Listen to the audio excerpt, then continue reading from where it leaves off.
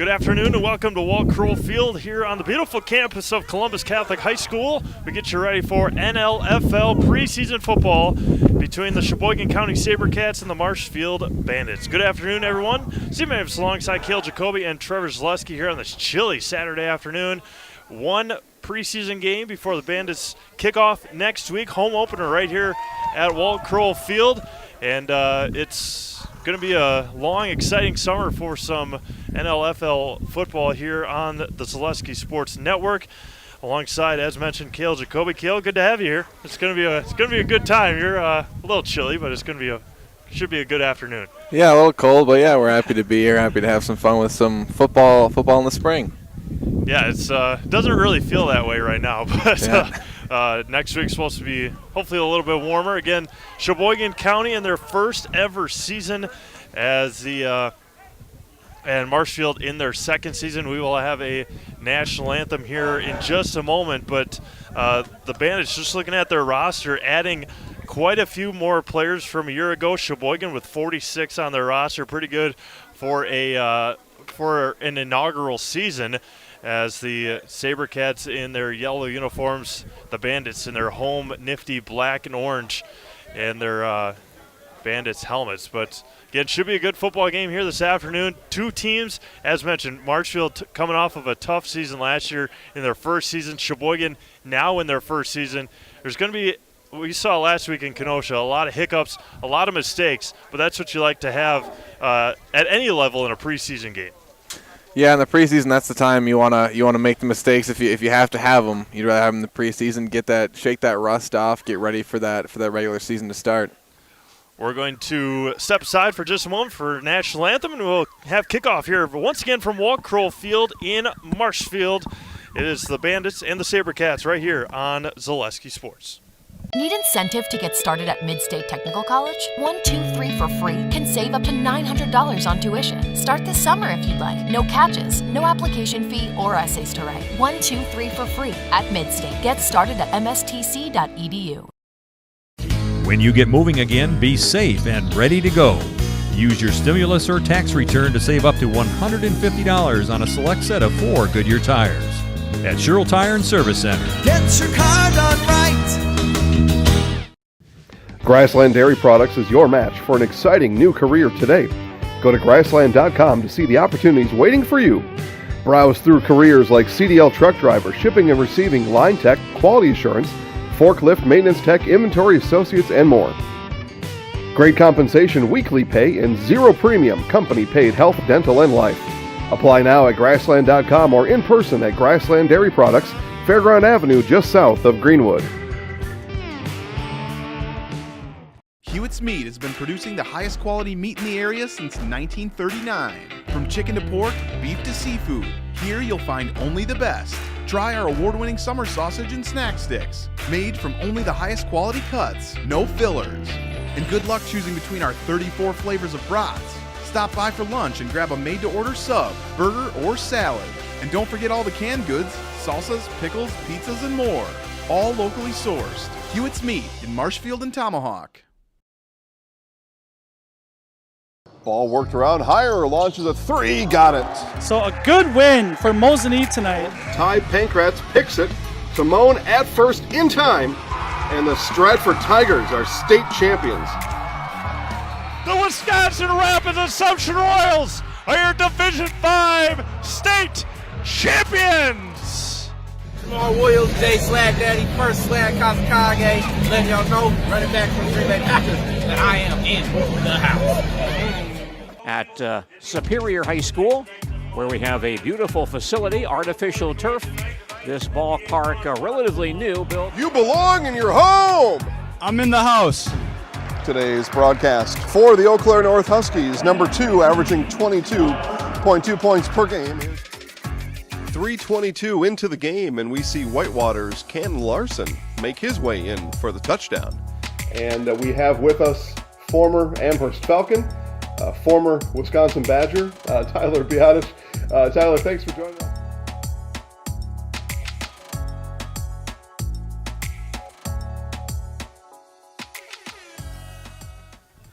Welcome back to Wall Kroll Field here on the campus of Columbus Catholic High School. Beautifully sung national anthem by the Marshfield Bandits football team. It didn't have a national anthem to go off, but we are about to get underway here in Marshfield. Sheyboygan County will kick from right to left with Wyatt Stenson wearing number 7, a couple back for the Bandits, standing at their own 15-yard line. Bandits will work from left to right, Sabercats from right to left, and we will be underway with the opening kickoff. The Sheyboygan County Sabercats in their inaugural season. They'll be taken at the near side. Hodges going to be tripped up there near the 27-yard line to tackle by 32 Lance Mitchell, and that is where quarterback Ernest Williams and the Bandits will start. 1st and 10 coming up.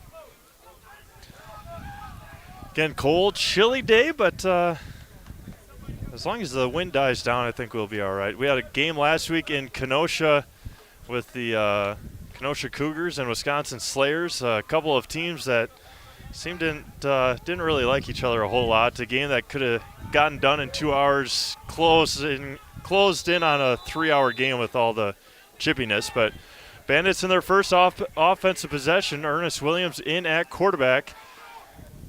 Receiver DeAndre Houston lining up to the far side. Early flag, and that one's going to be dropped out there by Dan Featherston. And it's going to be a false start on the Bandits. Again, early game jitters, early mistakes by Marshfield on their first play of the season. Yeah, and if you're the Bandits here in this preseason game, you're just looking to run your offense, get some good plays in here in the preseason, and not have those kind of mistakes like that.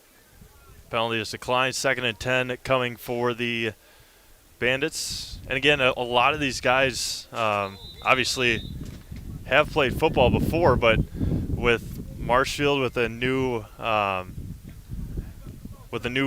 relatively new roster, a lot of these guys playing in game time for the first time together, and that's going to be something to work out there as well for all these guys.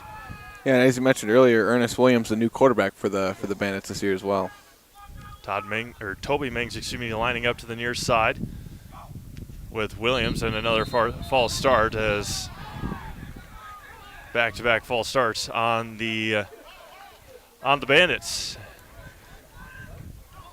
And not a great start for the Bandits here today with these penalties. And that just goes with the inexperience as a team. Obviously, playing the way that these guys have now for the first time together on the field together.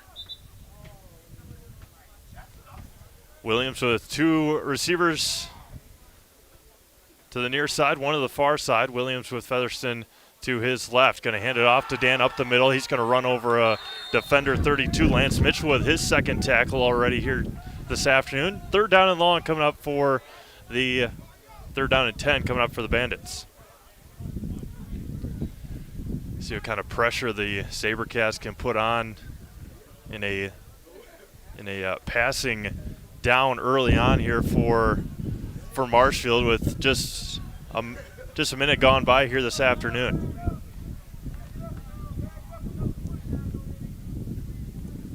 Receiver Houston to the near side. A couple of them split out to the far side. Featherston moves over to Ernest Williams' right-hand side. Williams, a left-handed quarterback.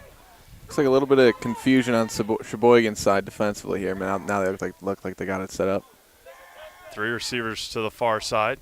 Back to pass. Williams, 3-step drop across the middle, and it's going to be incomplete. 2 Bandits right next to each other, and again, working out those pass patterns is going to be something that the Bandits have to work on as well throughout the year with, 3 or 4 defenders right near 2 receivers, making that pass almost impossible for Williams. Yeah, it looks like both those receivers are in the same spot there. Looks like maybe some miscommunication. Maybe somebody ran the wrong route. Usually you don't want 2 receivers in the same spot like that. It makes it really difficult on the quarterback to complete the pass.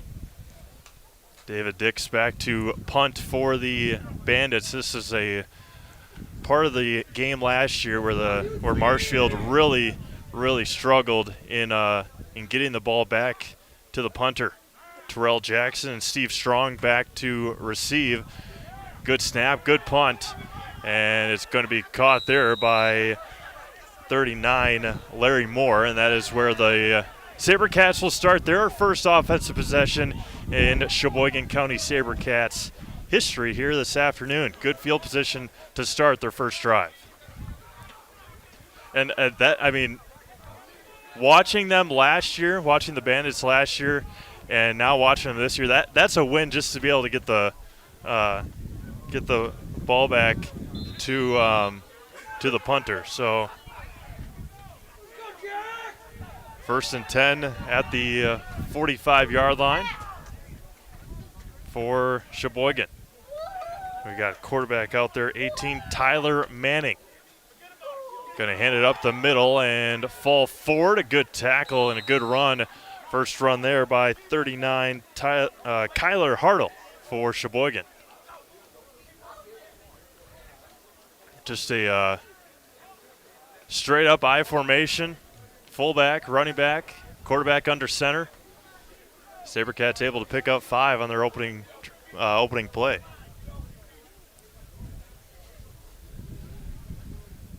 Something that you don't see very often, especially in this league. Tyler Manning with a earpiece in his helmet. So saw a coach talking into a microphone to get a play up into Manning. Under center again, going to hand it up the middle, and he's going to be pushed back, whistle blown, and a big hit put on Hartle, and going to be a loss of a couple yards. Good play by the Bandits defensively. Yeah, it looks like the Bandits in a 5-2 front there defensively to try to counteract that power I formation from Sheboygan. No gain, no loss back to the 50-yard line. 3rd down and 5 coming up. 3 receiver set, 2 far, 1 near.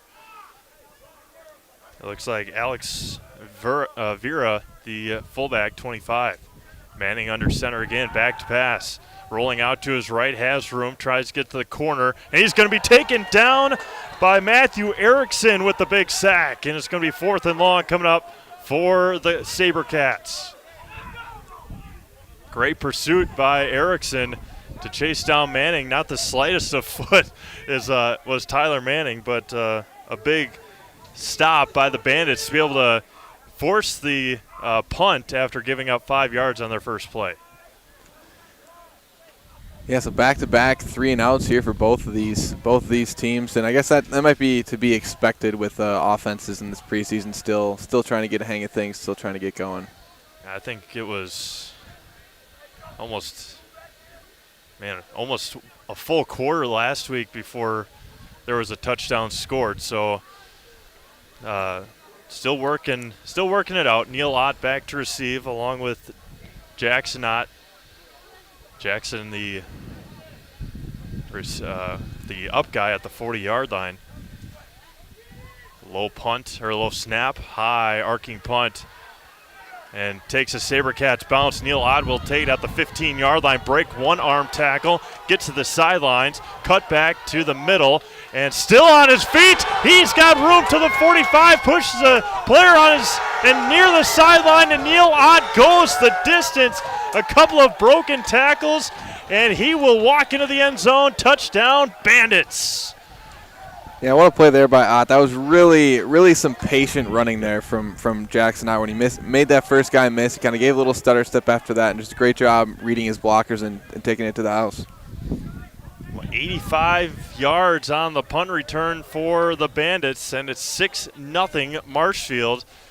Again, just waiting for his blocks and looking for the opening, and broke a couple of tackles and was able to get to the sideline and go the rest of the way untouched. And he knew it about the 40-yard line, put that right hand up, and walked into the end zone.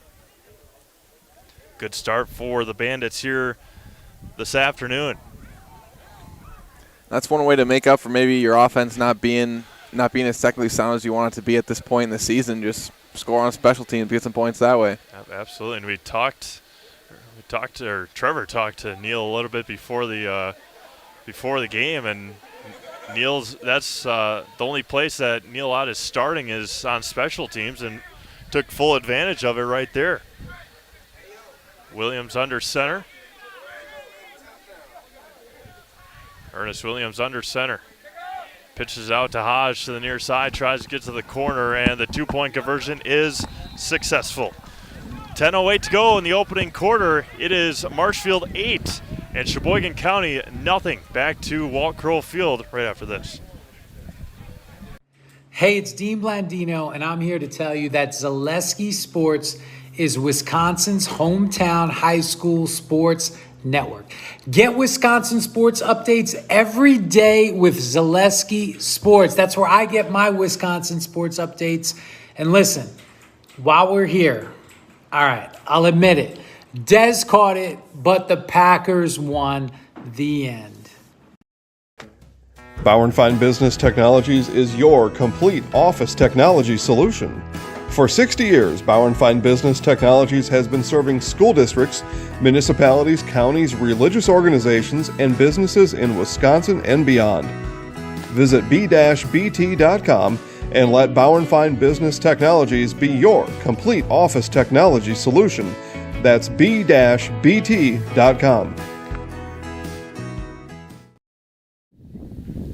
10:08 to go in the opening quarter. 8-0 Marshfield as Neil Ott goes 85 yards on the punt. And the Bandits on the board for the first time here this season. Dan Featherston will be back to kick it away right at the 35-yard line. And a line drive kick will be taken by Deshaun Weber. He's going to let it roll. And good field position to start again for the Sabercats on their next possession. Again, they started their drive, nice little 5-yard run, but after that, the Marshfield defense really stepped up on their last possession. 8-0 Marshfield. We got more football for you. Check out ZaleskiSports.com once we get the summer NLFL schedule finalized. We'll have all of our game schedule for you when that is announced. Again, more confusion on the part of the Bandits, just getting guys needing to where they need to be. Manning under center again. Going to hand it off to the right side. Get pulled down there, and another nice gain by Kyler Hartle. Gain of a couple of flag on the play from the far official.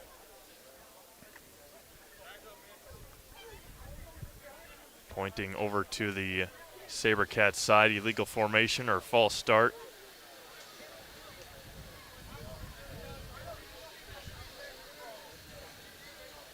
Sheyboygan declined the earlier penalty against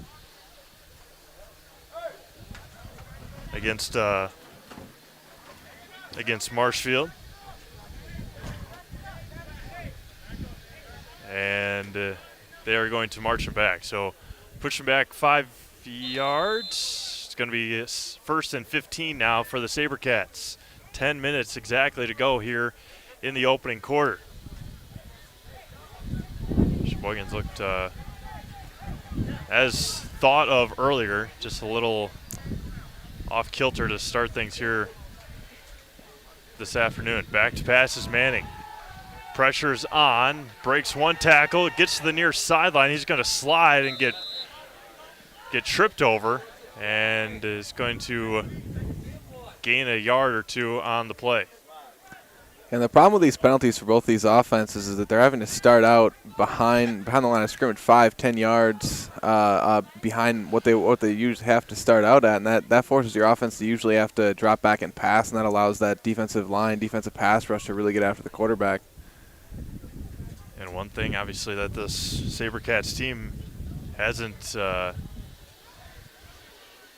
faced a team at all this year or in their history yet. So it's Going to be interesting to see how they adjust throughout the game here this afternoon. 2nd and 14 at the 31. Shotgun for the first time. Manning back to pass. It's intercepted across the middle, and he's going to the 5, get tripped up inside the 10-yard line. That's 49, Alejandro Rodriguez. A flag is down. We'll see what the penalty is. And I think it came on the return there, so maybe it was a holding or a block in the back penalty on the Bandits on the return there. And a big turnover. Bandits back with it. It's a personal foul. I believe that was a blindside block maybe. So the penalty or the interception counts, but they will with pretty good field position again, but Alejandro Rodriguez with the interception for the Bandits.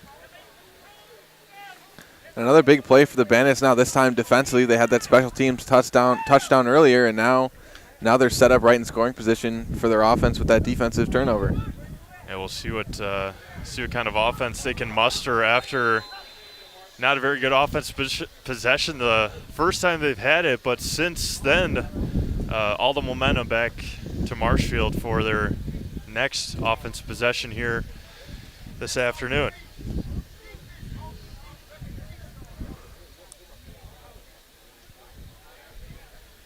Williams in the shotgun with Hodge standing to his left. Receiver DeAndre Houston to the near side. Going to hand it up the middle to Hodge, and a great defensive play there up the middle by 20 to Sean Wilson. Good tackle by Deshaun. Yeah, we've seen a couple of those plays from Sheyboygan here today where their edge rushers are really shooting that outside gap and be able to get into the backfield quickly and just using their athleticism to their advantage. Marshfield just seems a little slow off of the line on the snaps, so that and with the speed that you just mentioned from Wilson to get to the outside, it's been a trouble spot for the Bandits so far. Jeff Eaton along with Toby Mings, the receivers to the near side. Tight end Andrew Schertz wears 87. Hodge standing to Williams' left-hand side now. Williams rolling out to his left, and he stops, breaks the tackle, and he'll be ripped down there by 86. Tyler Mullen on the stop. And it looked like that was supposed to be a speed option there, but he was going to have where Williams was going to have the chance to pitch it back to the running back. But it looked like the running back couldn't tell who it was. It went and ended up lead blocking on that one. I wasn't sure if maybe that was a broken play or if that was designed there. Third down and about 7 with 7:40 to go in this opening quarter from Marshfield. See what they have in the bag here in the back pocket for a third down and long.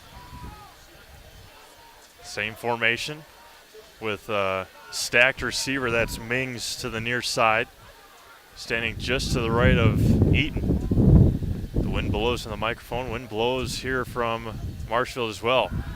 As snap can't be handled, and Ernest Williams will lose another big chunk of yards. Fourth down and long coming up for the Bandits. Couldn't do anything with the turnover, and a punt upcoming for Marshfield. Yeah, and if you count the penalty yards there, from where the interception return was, they lost about 30 yards on that sequence there. Yeah, standing, what, 4th and 40 yards, I think. 4th and 20 right now. Yeah, I mean, he had it probably inside the 5-yard line. And so, yeah, 40-ish yards on the sequence. So 4th and 40 at the 48-yard line with a couple of Sabercats standing back to return, and again, more substitution issues for the Bandits. Late entry as the back official starts his count. Still counting. There he goes. Low snap again. Pressure's on and just able to get it away. Low kick by Dix, and the Sabercats almost touched it. And that is where Sheyboygan will start their next possession deep inside of their own territory with under 6 minutes to go here in the first quarter. Your local Leo and Sherrill Tire and Service Center will keep you rolling and growing by coming to with one of our 14 farm and commercial service trucks. Find your location at SherrillTire.com. Again, we have a whole slate of games coming up for you at Zaleski Sports with baseball and softball season starting next week. Had a lot of games going on around the state today with scrimmages and teams getting ready for the season that starts on Tuesday with baseball and softball coming up very shortly. That's what you like with knowing that spring is very soon. And nearly intercepted again. The timing routes between Manning and Verhia not there for Sheyboygan. Yeah, I'm really looking forward to that spring baseball softball season because that season we didn't have last year. So it's been a long time coming for the spring sports in general, really. Yeah, absolutely. I mean, a lot of the alternate spring sports this year with boys soccer, the games that didn't get played in the fall now being played in the spring. For these spring sport athletes, it's going to be over 700 days for a lot of them playing school baseball or softball, track and field, girls soccer, anything of that caliber, and a run up the middle there, third down coming. But just happy for the kids that do get to play this spring, and continually to feel bad for those seniors that didn't get to play their spring sports seasons last year as well. Yeah, nonetheless, just great for the seniors and the players in high school this year to be able to get a season in this year.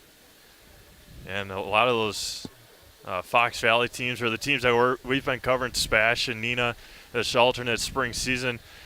They still playing football. A lot of them are still playing soccer. And then you turn around and might have baseball, track and field, volleyball girls playing, boys volleyball this alternate spring as well. So a lot of them, another sport. Off the line, just too far for Verhia. And it's going to be fourth down coming back up for the Sabercats. Yeah, and he had him there. It's like cornerback Keith Clater got beat on that one for the Bandits, and that could have been a touchdown if that throw was on the money. Fourth down coming up. Again, just the timing will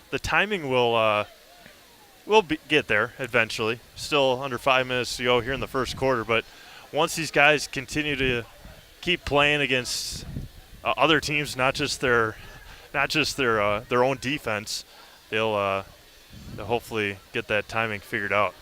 Yeah, and I think that was the problem on that play. I think that looked like a 1 or 2 step drop where it's one of those timing fade routes there. So I'm sure that will come with time, especially with this being the first game for the Sheyboygan team. And that was more so as well a pass that needed to be lofted, floated up there a little bit more, not so much a bullet, kind of like that one was. And you got to think the wind here today might play a factor in the passing games, both these teams. Neil Ott back to receive. Punt, snap on the ground, high punt. And it's going to take a Marshfield bounce. And we'll stop right there. It's going to be deep back inside of Sheyboygan territory for the Bandits with 4:45 to go in the opening quarter here from Walt Kroll Field in Marshfield. And I think for either of these teams, especially the Bandits here on offense now, they just want to look to get a few 3-4 yard runs, just some plays to get some positive yardage to make that second and third down easier to pick up. New quarterback in for the first time, Austin Levin. Wears number 9 with Neil Ott flanking to his left. Toby Mings, the receiver, to the near side. Snap good, as Levin's going to keep it himself, and he's going to be taken down by 21. Don't have a 21 on the roster for the Sabercats, but a good tackle out on the far side. Gained a yard. It's going to be 2nd and 9 with under 4.5 to go. And Levin, it looks like he's got the got the special helmet, getting the play call in from the sidelines. As technology grows, everybody's going to, I mean, even the, don't want to put anything down on these guys, but even the semi-pro amateur football leagues are starting to get some nice earphone equipment, and Neil Ott will be taken down there by Zach House, it looked like, 79 on the tackle. Yeah, always looking to make these guys' jobs easier, make the communication more efficient, just make everything a little bit easier to do. Levin got a couple of plays. Ernest Williams now in for the 3rd and long for the Bandits. Again, just the Sheyboygan defensive line has played pretty well. Just the Marshfield offensive line just hasn't been getting off the ball as quickly as they probably would have hoped. Yeah, I think that's the biggest thing. I think the Sheyboygan defensive line is timing up these snaps a lot better than the Bandits offensive line is getting off the ball. Well, and that could also go off that the first 2 plays of the game, Marshfield false started. Trying for the hard count, and now they have to go to that 1 single count for the line. Williams rolling out to his left, pressure on, fading and left just too far for receiver DeAndre Houston, and it's going to be another 4th down coming up for the Bandits. Yeah, and that's a good point with those false starts. When you show as a team that you can't use a hard count, you can't mix up your snap counts, it makes it so much easier for the opposing D-line to time up your snap and get off the ball. Game of field position right now for both teams. Sheyboygan hasn't been able to move the ball. Marshfield hasn't either, but the Bandits punt team has been able to get the job done. And now David Dix will be looking to pin the Sabercats even farther back into the with their backs to their own goal. Victor Williams, another low snap, ball's on the ground, and Dix is going to keep it himself, and that is exactly what you did not want to happen if you're Marshfield. Another big tackle for the Sabercats. Back in there again to Sean Wilson in there on the coverage and on the tackle, and the Sabercats another good opportunity with good field position with 2:44 to go in the first quarter. Yeah, and it's looked like on both sides on these punt teams, the long snappers haven't quite been able to get the ball back there on a lot of these snaps. 1st and 10 coming up for Sheyboygan, and that's one thing again that we saw quite a bit last year, especially with the Marshfield team struggling with the punt team, special teams. We'll see what Tyler Manning and company can do now. Lance Billings, the receiver to the near side. Tall receiver, 17, Anthony Verhia, the one that he went to a couple times on the last possession. Run right up the middle, and another good gain there by Kyler Hartle for Sheyboygan. That's exactly what they did on their first drive. Gain those 5 yards, or 6 on that one. We'll see what they can do here on 2nd and manageable with 2.5 to go. I think it's interesting that quarterback Tyler Manning picked the number 18. Yeah. Picked the number 18 there, maybe model himself after Peyton Manning. I don't know. We don't know for sure, but I doubt there's a relation there. But I doubt Mannings are coming and playing at Sheyboygan. Yeah. They said was it Cooper? Cooper's the other brother. Mm-hmm. They said his son's probably the best Manning quarterback around. So well, that'll be interesting to see. Yeah, that'll be fun to watch coming up. Another run up the middle, broken tackle, big hole on the right side, and another nice carry by Hartle for the Sabercats. First down for Sheyboygan, and injury on the play. Jimmy Mason, the big Sabercat on the ground, and we'll take. Mason's still on the ground. We'll take a quick break, come back to Columbus right after this. Fleet Farm has everything you need for every season of life. From tending the vegetable garden season to planting 100 acres of crops season. Fleet Farm is your one-stop shop.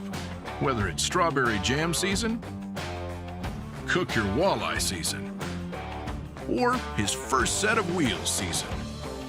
Fleet Farm is built for every season. Fleet Farm, built for real life. Able to get off under his own power, jogging along to the sideline. Might have had a good laugh of his own heading over there. Two receivers near side. I formation behind Manning. Going to hand it off again to the right side, spin out of there, and going to fall forward again. Came off that left side, spun back in, and was able to gain a couple of yards on the run. Yeah, and with this being the start of the season, I think Sheyboygan's going to be better off going to that run game and just trying to grind out some yards that way, especially with some of that pass game timing not quite being as good as it could be, being this early in the season. 40 seconds to go here in the first quarter. Smooth moving first quarter, other than the handful of 3 and outs. 1 touchdown on a punt return. Manning again going to the play action, rolling out to his right, plenty of time near or far side, caught out there, broke a tackle, huge block, and going to fall near the 10-yard line. A great catch by Lance Billings out there, and made the most of it. The yard after catches with 9 seconds to go in the first quarter. And that was a fantastic job and a great example of seeing how that run game Sheyboygan showed on this drive set up the play action pass there, a little drag route over the middle on that one. 1 quarter in the books here from Marshfield. The Sabercats are moving, but there is a flag on the far side. It might have been that blindside block. We won't step away quite yet. It will be second quarter. We'll see what the call is. Verhia with a huge hit. It is a blindside block on Verhia.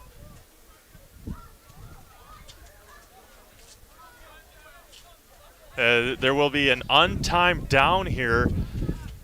So it's going to be second down for the Sabercats, and they only really lose 2 yards, but it's going to be at the 40-yard line. He was inside near the 10, so a 30-some yard penalty, but we'll see what the Sabercats can do here with second and 7.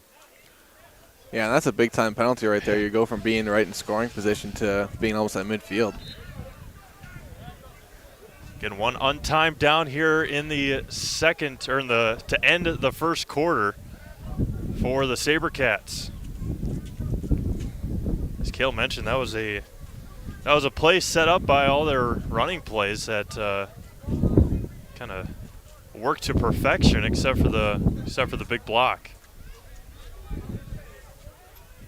Verhia lined up to the far side. Manning back under center. 1 back, single back formation for the Sabercats.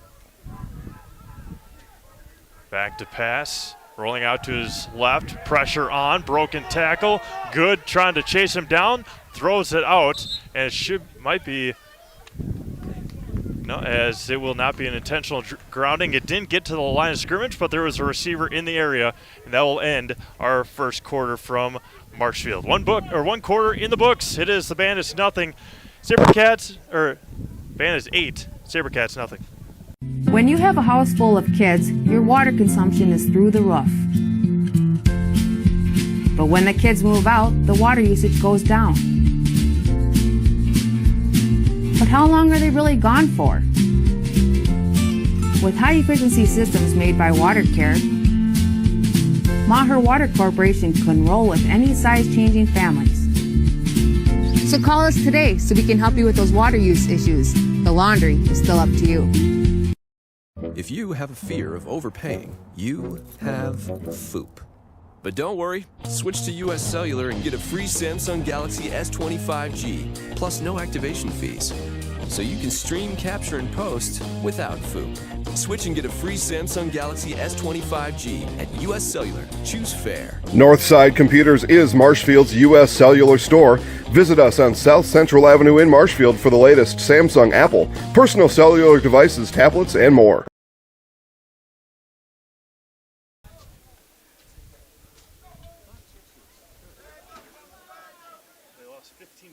yesterday. Who did? The Brewers did. Oh, did they? It's 2-2 today. They had just won like, what, 3 or 4 straight? Yeah. Right? Welcome back to Columbus Catholic High School as we get you ready for quarter number 2, 3rd down and 8 coming up for the Sabercats with Lance Billings lined up to the far side, Verhia to the near side. Tight end 44, Ashton Anderson lined up to the far side. Big 3rd down coming up for Sheyboygan. Back to pass. And to the outside as that one's left short to Anderson. 4th down coming up.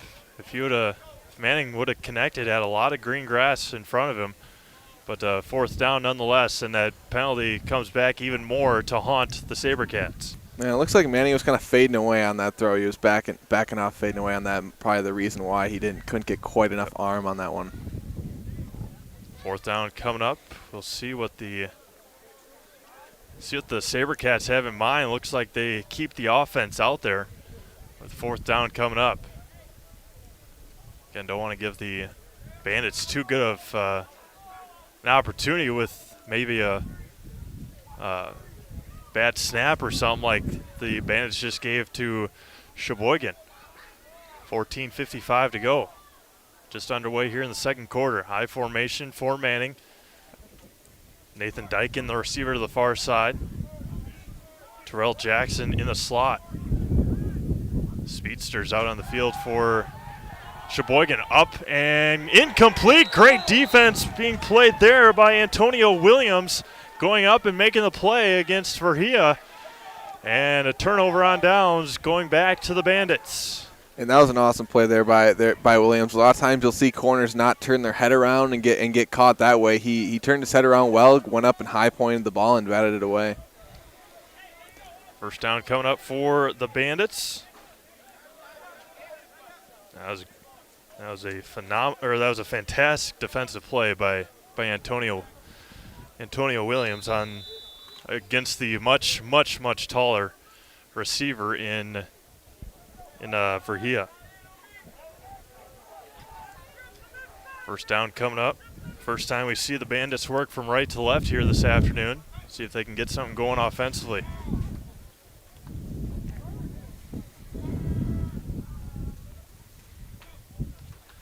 Williams hands it up the middle to the right side, and he's going to be taken down there. See if we can get you a number. 26 on the carry.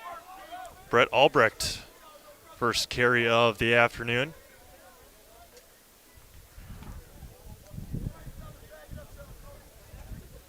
And it seems like this Bandits offensive line is struggling to get up to that 2nd level, up to those linebackers to really bust one of these carries for a decent gain right now. I appreciate everyone tuning in this afternoon. Good crowd watching online. Good crowd as well here in Marshfield on this chilly afternoon. Final NLFL preseason game of the season. Regular season starts on Saturday. The official on the far side and a delay of game on the Bandits. Again, just trying to get that the formation set. Everybody is on the sideline telling somebody to back up, and that's between that and getting the play in late, lining up the right way. That's trouble for the Bandits. And it's always tough without that play clock on the scoreboard either to really keep track of that. So that's always tough also.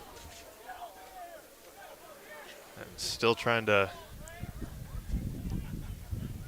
yell out the formation, make sure the guys know where they're supposed to be. Williams back in the shotgun. DeAndre Houston to the near side. Williams will tuck it and run. Plenty of room. Good feed on Williams up the middle. Breaks the tackle. He's going to fall forward. And a big 1st down for Ernest Williams. And the Bandits with the 1st down on the carry from Ernest as the scoreboard goes black. And that's so difficult to defend there when you have a quarterback that can run like that. I mean, that just makes it really tough on the defense, especially when most defenses you see at this level or in high school are zone defenses, and it's It's really tough to keep track of the quarterback running the ball when you're so worried about the receivers. Levin checks back in for the Bandits. We will. Oh, there we go. Just a little glitch. Everything's all right. Preseason, shaking off the rust exactly. for that. Exactly right. 1st and 10 for Levin and the Bandits. Hand up to the right side. That's Neil Ott. Falls forward. A gain of 5 for the Bandits. It feels like the Bandits got some momentum now with that big run. It seems like they're just got some momentum going. See if they can keep it going here on this drive. I don't watch much football other than the Packers in the NFL, but Lamar Jackson, tall, lanky quarterback, right? Yeah. I mean, that was kind of a Lamar Jackson run by Williams on the last play, right? I mean, yeah. Got out in space, made a couple guys miss, and yeah, I think the game of football is really turning towards those dual threat quarterbacks. You can do so much more. You can have so much more versatility with guys that can run and pass. Levin will go nowhere on his carry, and it's going to be 3rd down and long coming up for the Bandits.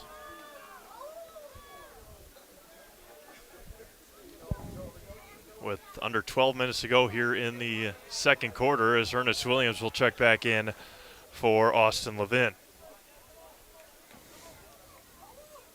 DeAndre Houston also checks out. And also with that run from Williams there, a great play that he made was sliding at the end of that, because that's the only spot where you can get into trouble running as a quarterback. You don't want to take any unnecessary hits, so he did a great job of sliding at the end of that run as well. Kundert lines up to the near side. Again, a lot of new names on this Bandits team. You'll hear them all summer long right here at Zaleski Sports, bringing you every Bandits game. Williams back to pass, left-handed throw across the middle, and it's going to be nearly intercepted through the hands of Schertz and incomplete. Maxwell McCoy almost with the interception for the Sabercats. 4th down coming up.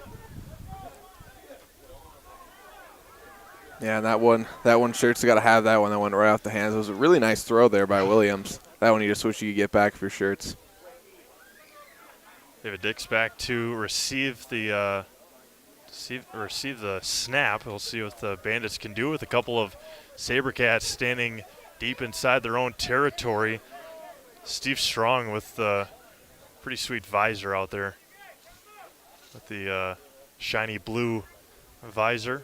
Wears 13, walking near the 15-yard line. Another low punt. Good blocking that time, though.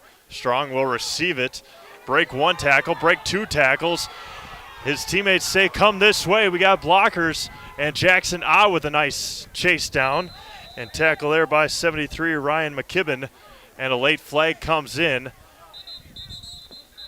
I think that one's going to be on Weber there. I mean, you might have, I don't know if there's a little bit of extracurricular activity after the play there. Deshaun Weber wears number 1. He was back there hand fighting with somebody. I believe it was with Brett Albrecht of the Bandits, I believe, was over there. Could be mistaken.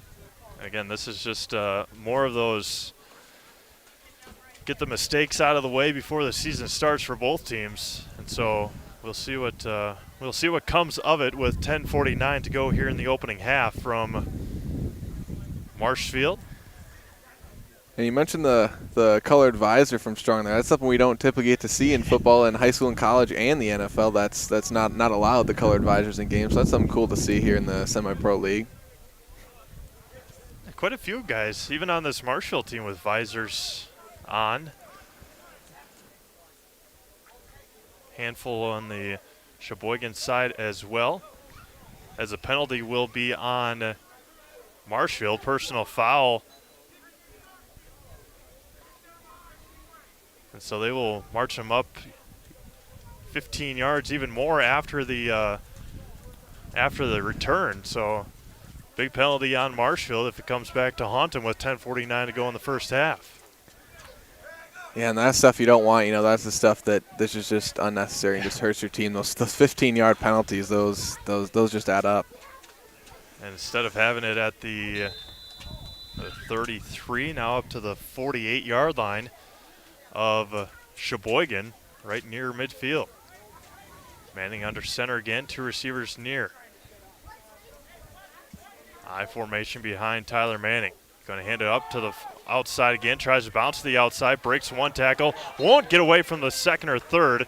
It's going to be 2nd down and about 12 coming up for Sheyboygan. Seems like both teams a little slow getting off the lines, offensive lines anyway. Defensive lines for both sides have played pretty well so far. Yeah, it seems like both defenses are playing very fast. They're just swarming to the ball defensively. And, yeah, we haven't seen the same offensively. You wonder if that might be maybe guys aren't quite used to the playbooks yet. They're a little unsure on the offensive side of the ball, so there might be a reason for that defensive prowess here to start. 2nd and 12 coming up. Anthony Verhia lining up to the near side, seeing if he can get his opportunity. Running backs flank Manning. Back to pass. 2-step drop outside, and he got it, hauls it in along the sideline, and he will take it to the house. 54 yards on the touchdown reception to Sean Anderson, the tight end, making the play. And the Sabercats on the board for the first time this season. And that was a fantastic throw there from Manning. Put that one right on the money, allowed Sean Anderson to just to continue running and catch it in stride and take that one to the house.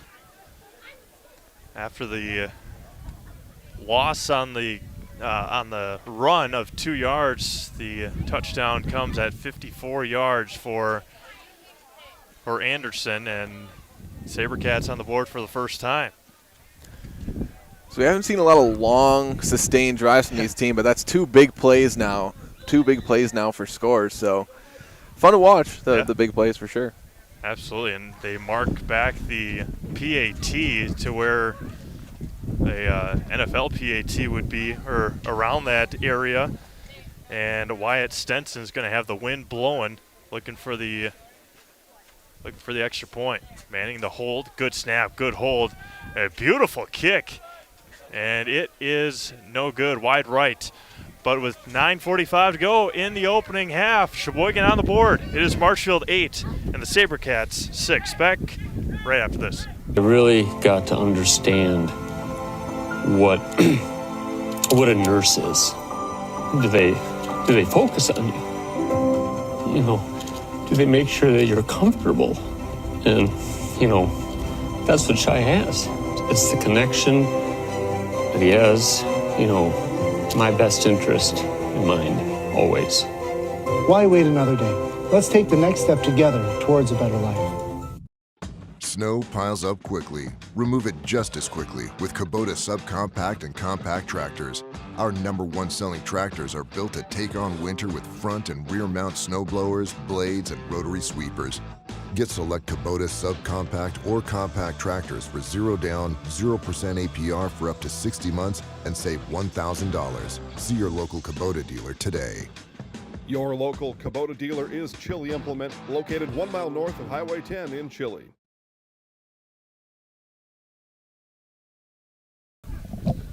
Welcome back to Marshfield as 2 plays, 54 yards, and a touchdown at the end of it for the Sabercats after a nice punt return, a big penalty on the Bandits.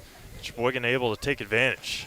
Wyatt Stenson, another beautiful kick. That one's going to be picked up there. Runs to the near side, got a huge block too. Sabercats go down, and a big tackle by Weber on the back end of it. A nice return by Larry Moore for the Bandits. Again, a couple of big scoring plays for both teams, as Cale mentioned. 85-yard punt return by Neil Ott to get the Bandits on the board for the first time, and then a 54-yard touchdown reception to tight end Sean Anderson for the Sabercats. And we'll see what the Bandits offensively can do now. Still up by 2 with 9.5 to go in the second quarter. Yeah, as we talked a little bit about in the break, if I was Sheyboygan there, I may have went for 2 there since it's such a much shorter distance to go. It just seems like the better option here in this semi-pro level. The DeAndre Houston lines up to the far side.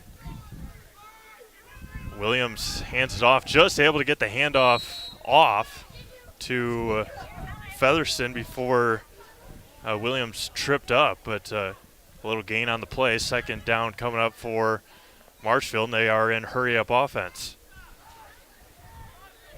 See if they can tire down this Sheyboygan team.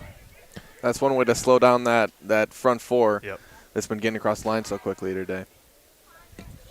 Williams under center for the first 2 times here tonight, and a great tackle there by 86 Tyler Mullen on the tackle. Sheyboygan team tall, thick, and then got the speedsters. That's what you need, especially with a guy like Tashawn Wilson on the left side, got Mullen on the right side, and then the big 2 bruisers right up the middle for the front four for the Sabercats. Yeah, and those linebackers are filling those gaps well too. Those looks like those 2 big D tackles are taking up the blockers, and the linebackers just able to fill the gaps. Williams in the pistol with 3 receivers set, 2 far, 1 near, back to pass, left-handed, and along the sideline, and it's going to be caught. And a great adjustment and a great catch there by Toby Mings. Beautiful pass by Ernest Williams, and a big gainer for the Bandits. And that was really just a nice-looking ball there from Williams. Perfect tight spiral, and just a fantastic catch by Mings coming back and high-pointing the ball. Well, that's one that when the ball was in flight, you didn't know if the receivers were going to know that it's there. Mings was still in his route when Williams let it go, and about 5 yards before the ball got there, Mings finally turned and was able to make a beautiful catch. Yeah, and that's really not easy to do as a receiver, to adjust at the last second like that and go up and get the ball at its highest point. That is not an easy thing to do as a receiver. 7:25 to go, second quarter. Bandits have it 1st and 10 at the 31-yard line of Sheyboygan. A couple of Bandits moved early. Neil Ott trying to find an outing, and he fumbles the ball, and it's going to be back to the Sabercats. And that is one that Sheyboygan is going to decline, and the Sabercats will have it 1st and 10. A big mistake by Neil Ott. Yeah, and it looked like he was carrying the ball in that right hand there, running to the left. You usually want to switch that over so stuff like that doesn't happen. The Sabercats back with it. All the momentum was to Marshfield after that great pass. And Sheyboygan with it 1st and 10 at the 24-yard line, 23-yard line. So right back to Sheyboygan it goes. 7:11 to go here in the second quarter. Church bells ring here in Marshfield, nearing 4 o'clock already in central Wisconsin. Manning back under center. Tells the DBs to play press coverage. Williams is going to hand it off, and immediately met in the backfield. He's going to gain or lose a couple of yards. Eric Sweetman on the carry, but right up the middle, another good defensive play by Marshfield. Yeah, it looked like that was Rodriguez getting across the line there and hitting him quickly. He didn't make the tackle, but making that hit in the backfield knocked the runner off balance, and he was really the reason that play was a loss of yardage there. Alejandro already with the interception today, and it's going to be 2nd down and 11 with 6.5 to go in the opening half here for Marshfield. Same formation as usual with 2 receivers on the far side. They line up in their touchdown formation with running backs flanking Manning in the shotgun. Sean Anderson lined up to the near side. Far side, Verhia finally makes a catch. And a huge block again, hurdles the defender, and a couple more flags come in as another blindside block put on by Sheyboygan. Just to point out, that was a long toss of the flag from the referee there. That was quite an arm there by the referee. Jordan Vold McDrew on the back end of that huge hit, but another blindside block put on by the Sabercats, second of the afternoon. Marching back 15 from the spot. Third personal foul, fourth. We've had 3 blindside blocks and then the personal foul down here during the punt return. So 4th personal foul penalty of the afternoon so far, with 6 minutes to go in the first half. A little score update. Looks like the Bucks are up on the 76ers 50-40 at halftime. They've beaten them twice so far this season. That's the top team in the East Bucks have taken down so far this year. Brewers, after losing 15-2 yesterday against the Chicago Cubs, tied at 2. Tied at 2 in the 6th inning at last check. In motion, Nathan Dyken handed up the middle and is going to fall forward. Another big tackle. Good carry there by Sweetman. Going to be third down at about 13 or 14 coming up for the Sabercats. Again, Marshfield will be back in action right here from Walt Crow Field next Saturday. They'll host the Tri-City Bulldogs from the Wisconsin Dells Partyville area. First of many, many weeks for the NLFL right here at Zaleski Sports throughout the summer. And hopefully it warms up. You'd think that it would. Pretty shortly we should be getting some warmer days. I hope so, at least. I know Tuesday for the start of spring competition that we're covering anyway, it's supposed to be like 70-something, but chance of rain next week, so hopefully it stays off for those guys or those players playing. And that's across the middle, but dropped by Terrell Jackson. 4th down coming up for Sheyboygan. The ball was there, just dropped it. Yeah, that was really another impressive throw by Manny. He dropped it right over the linebacker. Not from us, no. 4:50 to go here in the second quarter. 8-6 Marshfield. A punt upcoming for Wyatt Stenson.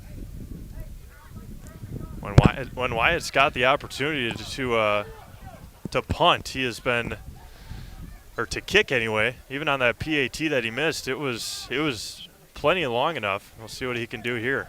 Yeah, it seems like he's got a leg on him for sure. 4:50 to go.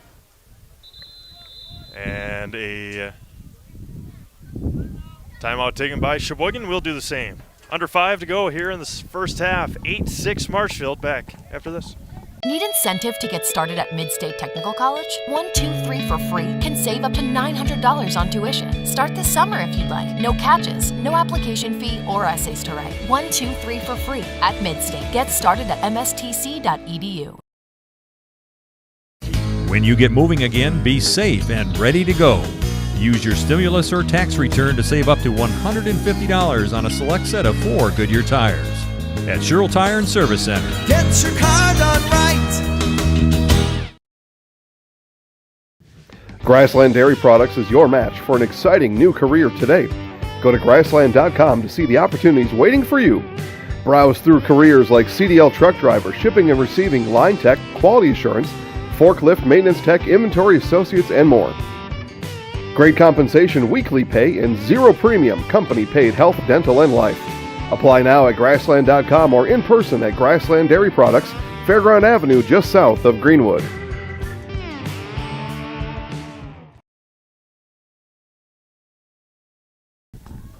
Welcome back to Marshfield. 4:50 to go. First timeout taken by Sheyboygan here this afternoon. Wyatt Stenson back to punt it away. A couple of Bandits back to receive. Neil Ott, don't see the number on the other one. And a low, short punt takes a Sheyboygan bounce. It's going to be picked up. And luckily there for Marshfield that Gabriel Rodriguez was able to hang on to it, and it's going to be 1st and 10 coming up for the Bandits. Yeah, as you see Brett Potterack there shrugging his shoulders there. Why are you picking up that ball? But again, preseason, shaking off the rust. 1st and 10 from the 40, 4:39 to go.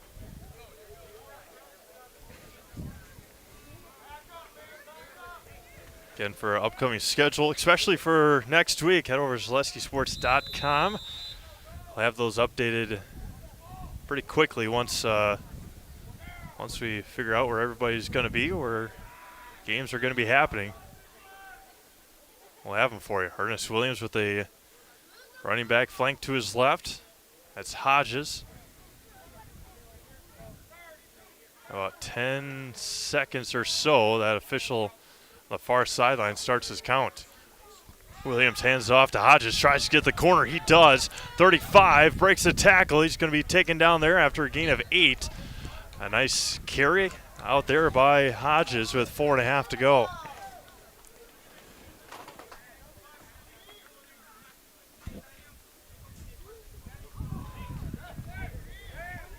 Second and a 1, gain of 9 with 4:10 to go. 8-6 Marshfield. Kickoff return by Neil Ott in the first couple minutes of the game, and then a 54-yard touchdown reception by Sean Anderson for the Sabercats earlier on in this second quarter. 4 minutes to go. Williams back under center. Pitches out to Hodges to the near side. He gets the corner. Good blocking on the line. Hodges inside the 20. He's going to fall near the 15. Another nice run by Hodges. And you mentioned a great blocking there. There was nobody outside of the left tackle there on that. So that was some fantastic work up front from the Bandits. I believe that's Mike Solberg at the left tackle position, and he had his block and was able to let go just in time, so he didn't get that holding penalty on the left side.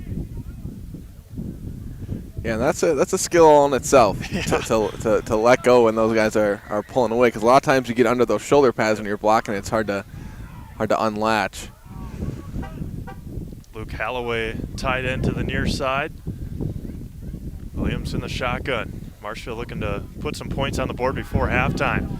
Looking to the corner of the end zone, over the shoulder, not quite there. It was there, just out of the reach of receiver DeAndre Houston.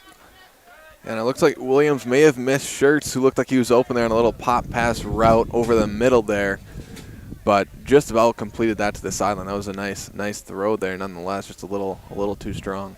That's one that you come back to later on if you're the Bandits. Had him open along that or in that corner, just couldn't quite get there. Yeah, that's a route and play we won't be surprised to see here in the third or fourth quarter. 2:46 to go, second quarter from Marshfield. Albrecht lines up to Williams' left-hand side.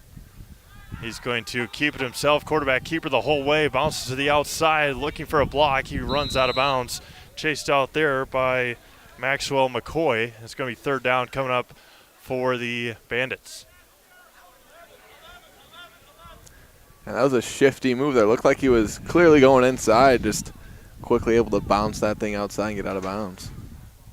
Third down and about 11 to go. Inside the 15-ish yard line. And now just outside the 15 at the 16. Right? Yeah. All right. 2:05 to go. And counting. 8-6. Marshfield on top. And a timeout. Oh, 2-minute warning. Hear from our friends at Fleet Farm. We'll keep her right here. Fleet Farm's Garden Center is open. Pick up annuals, perennials, shrubs, and vegetables. Plus, make your yard look great with lawn fertilizer, tools, grass seed, power equipment, lawnmowers, and more. Fleet Farm, proudly serving the Midwest since 1955. And again, that's another sign. Once Fleet Farm has their has their greenhouses and plants and everything out in the parking lot, that's when you know spring and summer is right around the corner. That's one of the best times of the year. Fleet Farm has a lot of great times. I mean, with Toyland and all that stuff during Christmas, but to get your plants, Fleet Farm is the place to be, and they always have a phenomenal, huge selection over at Fleet Farm. Yeah, it's always great to head over to Fleet Farm and get some candy as well. They always Fleet Farm's candy is some of the best stuff. Top notch. That's for sure. That is for sure. 3rd and 11 coming up. 2 minutes to go here in the first half. 4 receiver set. 3 trips lined up to the right side. DeAndre Houston lines up to the near side against Deshaun Weber. Williams back to pass, play action.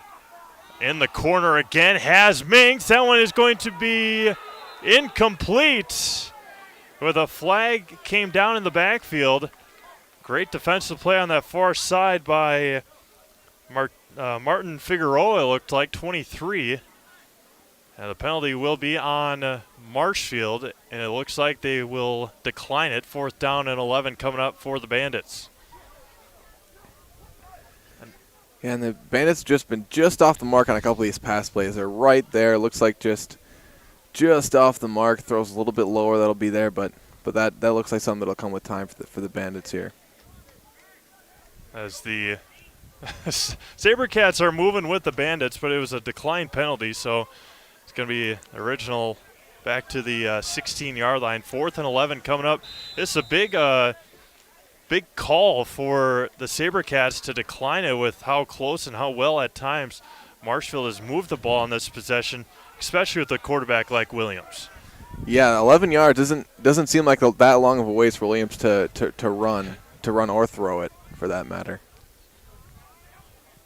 Under 2 minutes to go, Williams heads over and talks to Schertz. Albrecht lines up to the right side. Williams back to pass, looking for Houston again. Same play. Figueroa out there, and it is going to be incomplete, and it's going to be a turnover on downs with 1:49 to go in the first half. Picking on Figueroa again for the Sabercats defensively. Yeah, and that looks like another kind of mistimed play there that we talked about earlier. It looked like a fade route that Williams probably should have had that ball more to the outside, more of a back shoulder fade there, a little bit too far inside, and just a tough play to make there. And that's one that all this summer when you tune into Zaleski Sports for the Bandits, that's one they're going to connect on quite a bit this summer, you can imagine, between Williams and DeAndre Houston. Yeah, and when you have the timing down on those goal line fade routes, those are tough to stop when you have the timing down on those. 4 receiver set. Sheyboygan has to go a long ways with 1:49 to go, and that's the way to start. Dyken has it, cuts back to the inside, and he gets sandwiched 4 different ways. The ball comes out, but the forward progress stopped and the play blown dead. Yeah, it looked like his momentum there was taking him out of bounds. You wonder why he decided to cut that back inside and stay in bounds there. NASCAR offense coming up for the Sabercats. Low snap, Manning rolling out to his left, and it's going to be dropped out there by Lance Billings. 3rd down coming up with 1:19 to go in the first half. That was an odd play there. I thought there was going to be kind of a stop and go route there, but it was more of a stop and stop. He kind of pump faked to him and then threw it to him on the same route. I don't know, maybe there was some miscommunication or a wrong route there. 3rd and 6 coming up. 1:19 to go.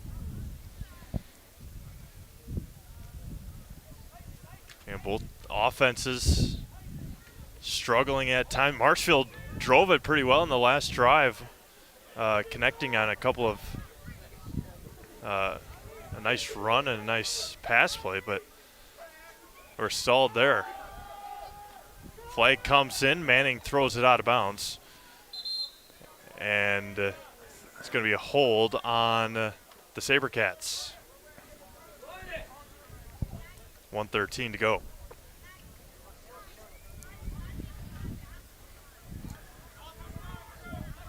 See what the Bandits coaching staff has in mind. And it looks like Taquane Hodges getting his leg worked on here on the sideline for the Bandits as well. He had a couple of nice runs on that last drive, but I hope he's all right. Hopefully he can get back out on the field quickly. 64, Josh Wilcox on the infraction on the hold, as Neil Ott will be back to receive it. See what Wyatt Stenson can do now with 1:13 to go. See if he can get a good punt off. See if they can get the snap back there for Wyatt. See if we can get you a number for their long snapper. It looks like 45. Patrick Bolden, the long snapper for the Sabercats. Neil Ott standing back at his own 45-yard line. Whistles blow, and there was a flag about to come in, but a timeout called by Marshfield. We'll take one quick break. Come back with the punt after this. Hewitt's Meat has been producing the highest quality meat in the area since 1939. From chicken to pork, beef to seafood, here you'll find only the best. Try our award-winning summer sausage and snack sticks, made from only the highest quality cuts, no fillers. And good luck choosing between our 34 flavors of brats. Stop by for lunch and grab a made-to-order sub, burger, or salad. And don't forget all the canned goods, salsas, pickles, pizzas, and more. All locally sourced. Hewitt's Meat in Marshfield and Tomahawk. Bauer & Fine Business Technologies is your complete office technology solution. For 60 years, Bauer & Fine Business Technologies has been serving school districts, municipalities, counties, religious organizations, and businesses in Wisconsin and beyond. Visit b-bt.com and let Bauer & Fine Business Technologies be your complete office technology solution. That's b-bt.com.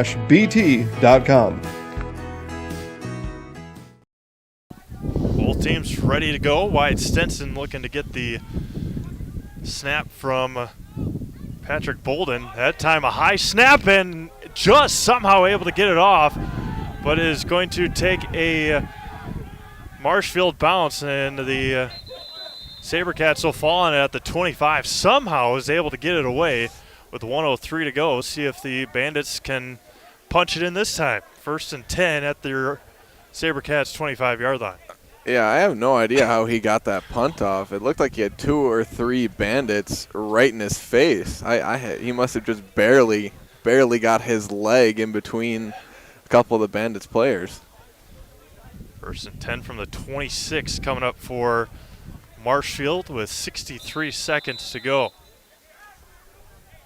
Let's see what the Bandits can do.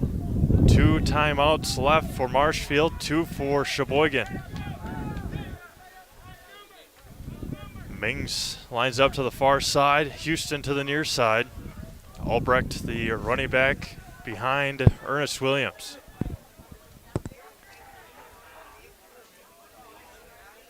Pitches out to Albrecht, tries to get the corner. He does, breaks a couple tackles, gets pushed down near the 22 or 23-yard line with 50 seconds left. Hurry-up offense, NASCAR offense here for the Bandits. See if they can look to punch it in here. Luke Holloway, lined up on the far side. Where's 10? Back to pass. Across the middle, and Holloway drops it incomplete. Luke, a tight end with 31 seconds to go. 3rd and 7, a long 6, manageable 7 for Marshfield. 8-6, I was going to say 8-6 Dons because that's what it says up there. 8-6 Bandits. We're here on the campus of Marshfield Columbus Catholic High School. Yeah, I might have to duct tape over that or something.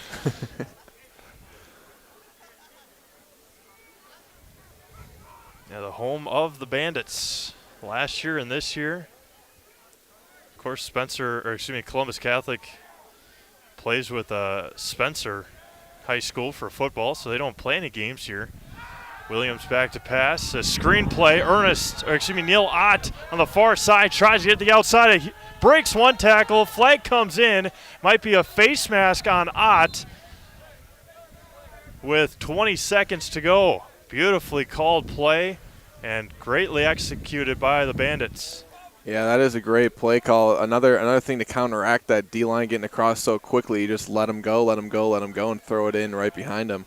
The flag will be picked up, so a first down coming up for the Bandits with 20 seconds to go. 2 timeouts remaining for Marshfield.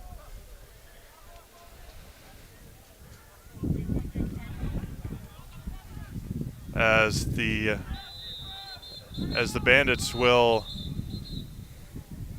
use their second timeout. 20 seconds to go here in Marshfield in the first half. Bandits with an opportunity back to Walt Kroll Field after this. Fleet Farm has everything you need for every season of life.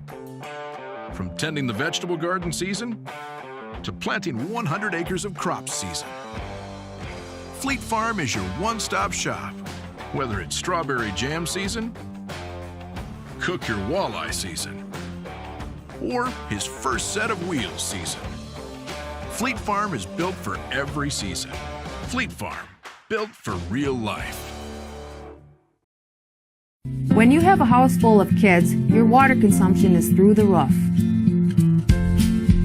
But when the kids move out, the water usage goes down. But how long are they really gone for? With high-efficiency systems made by WaterCare, Maher Water Corporation can roll with any size-changing families. So call us today so we can help you with those water use issues. The laundry is still up to you.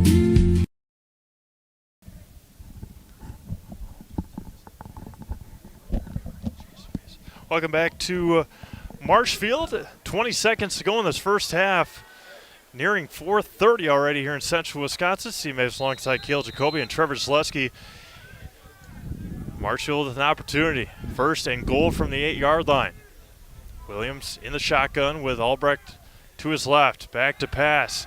And that was going to be tipped in the air and nearly intercepted. Smart there for Andrew Schertz not to go and try and catch it as it falls harmlessly to the grass. 2nd and 8 coming up. It looked like they might have been trying a tight end screen there, it looked like, just by Schertz's route on that one. And we apologize. No 21 on our roster for the Sabercats. He made a great play out there on that left end position to slap it away.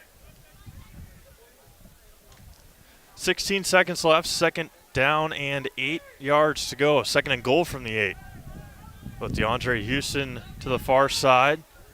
Mings and Eaton to the near side. Neil Ott, the running back.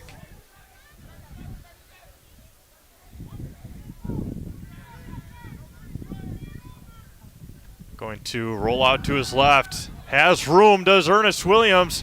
He's going to cut back inside, get a block, fall near the end zone, and he is in. Touchdown, Bandits. Ernest Williams from 8 yards out. And the Bandits go up 14-6 with 8 seconds to go in the first half. That was a really well executed 2-minute drill there by the Bandits to end this half there to finish this thing off with a touchdown. Williams had a couple of opportunities to run it in or to throw it away, and he took it himself, got a couple of nice blocks, and was able to finish off the drive that started at their own at the 26-yard line after another tough punt by the Sabercats. Gabriel Rodriguez to attempt the PAT. And still trying to get everything lined up correctly. Austin Levin to hold the snap, and that is wide left. PAT no good. 8 seconds left here. As we hear from our friends over at Draxler Transport, Draxler has flatbed driving opportunities that pay you a 5-cent per mile premium over van. At Draxler Transport, drivers are always home for their requested time off, Draxler Transport is a family-oriented company that treats you like family. Visit DraxlerTransport.com to apply today. 14-6, Bandits on top. They will have the ball to start the second half as well. So a good, nicely executed job there for Marshfield to get it into the end zone when they did.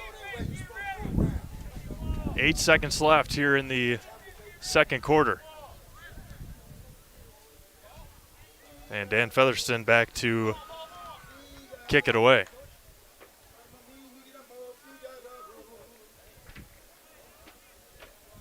At halftime, we'll hear from our sponsors and then keep the camera on the clock for your countdown, and then we'll get you ready for half number 2 here from Marshfield Columbus Catholic High School. Featherston to kick it away with 8 seconds left, and that one goes straight out of bounds.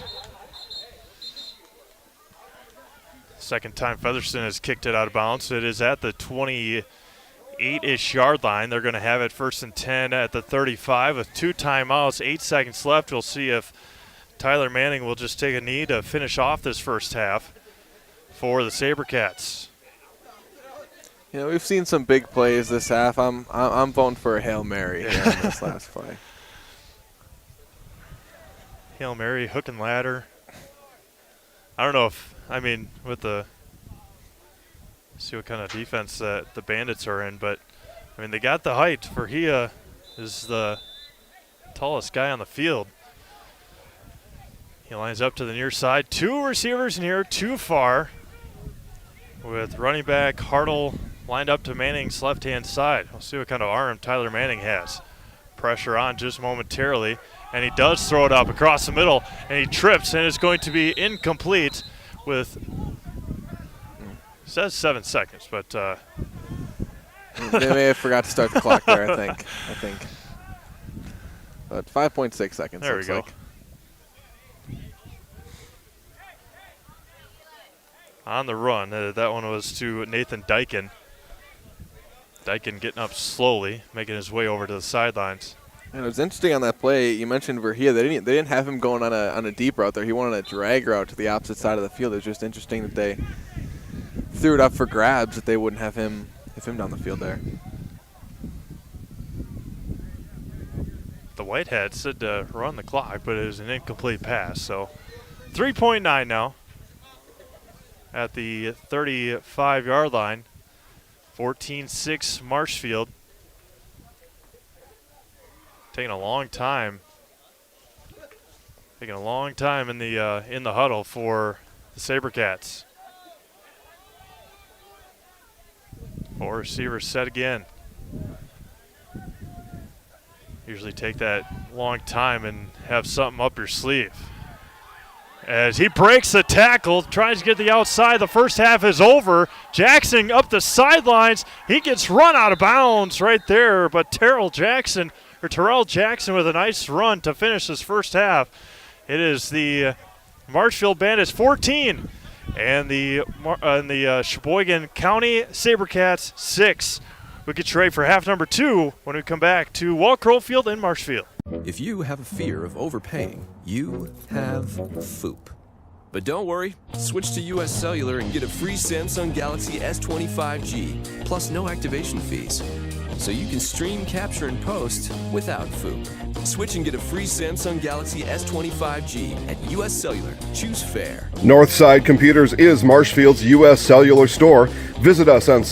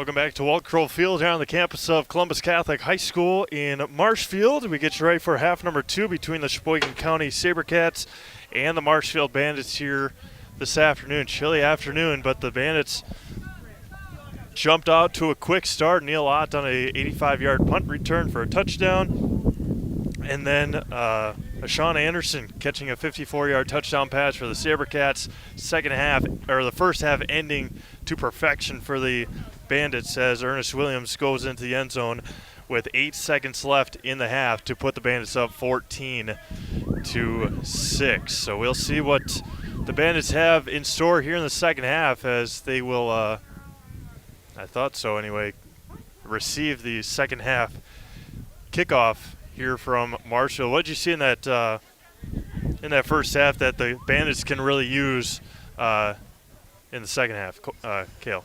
Their pass game looked good. I like their outside runs. I think their outside runs were working really well. They were going with it. Almost looked like a fake pitch where they would still have Williams running to the outside there. That seemed to really work well. They look like they're controlling the edges well, struggling a little more between the tackles to block. So I'd maybe continue to focus on some of those pitches, some of those outside runs here in the second half. Yeah, my apologies. The Sabercats kicked off to start the game. So Marshfield started the game with the ball, and now the Sabercats will start the second half with the ball. They let it take one bounce, going to scoop it up near the 20-yard line, get a full head of steam, and cut back inside, break a couple tackles, and it's going to be 1st and 10 at about the 45-yard line on the carry for a return for Lance Billings. See what the Sabercats can do here to start the second half. Tyler Manning had an all-right first half. A couple of short passes, a couple of passes off the marks.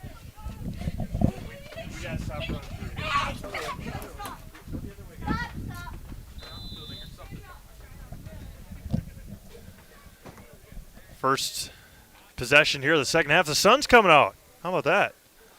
Still a little bit windy, but sun is trying to peek through here in Marshfield. I'm up for that. I'm ready for that. I went into the concession stand area to try and warm up. Step outside that door, and the wind just smacks you right in the face. Carry there for Kyler Hartle.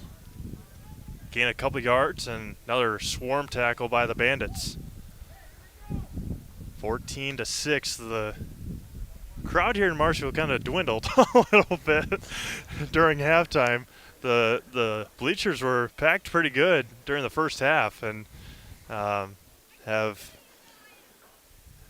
dwindled quite a bit. I think people are just taking a long lunch. That's all. They're just taking a long lunch. They'll be back. They'll be back in a few minutes or so. Sit in the cars, warm up a little bit, watch the first couple minutes in their cars online, and come back when Marshfield has the ball maybe.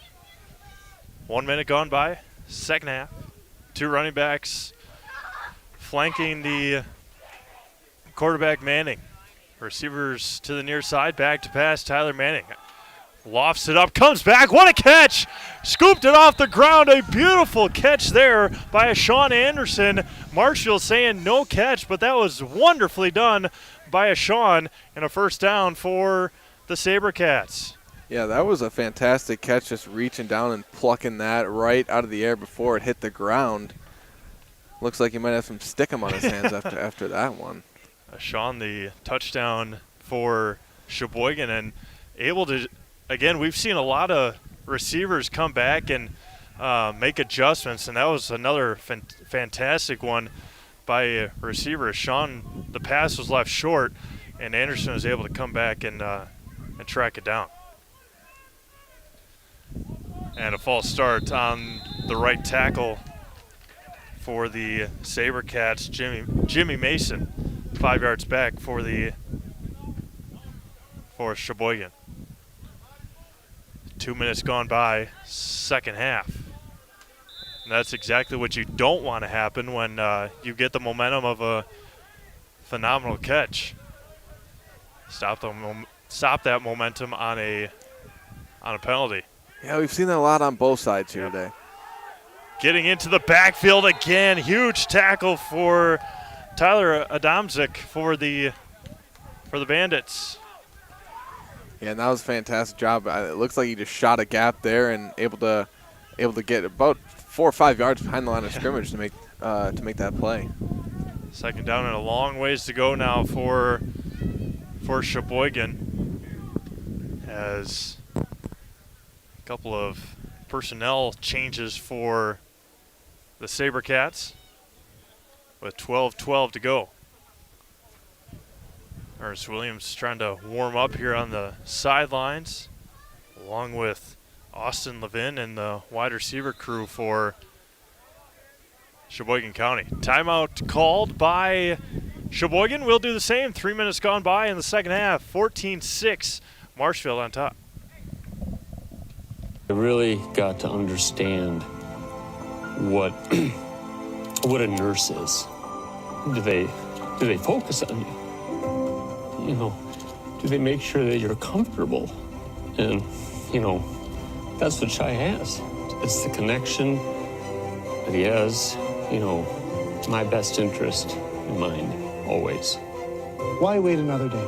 Let's take the next step together towards a better life. Snow piles up quickly. Remove it just as quickly with Kubota subcompact and compact tractors. Our #1 selling tractors are built to take on winter with front and rear mount snow blowers, blades, and rotary sweepers. Get select Kubota subcompact or compact tractors for 0 down, 0% APR for up to 60 months and save $1,000. See your local Kubota dealer today. Your local Kubota dealer is Chili Implement, located 1 mile north of Highway 10 in Chili. Second and 19 for the Sabercats. Manning with pressure immediately rolling out to his left, and he's going to be taken down behind the line by Jeremy Ritz for Marshfield. And it's going to be 3rd down and a mile coming up for Sheyboygan.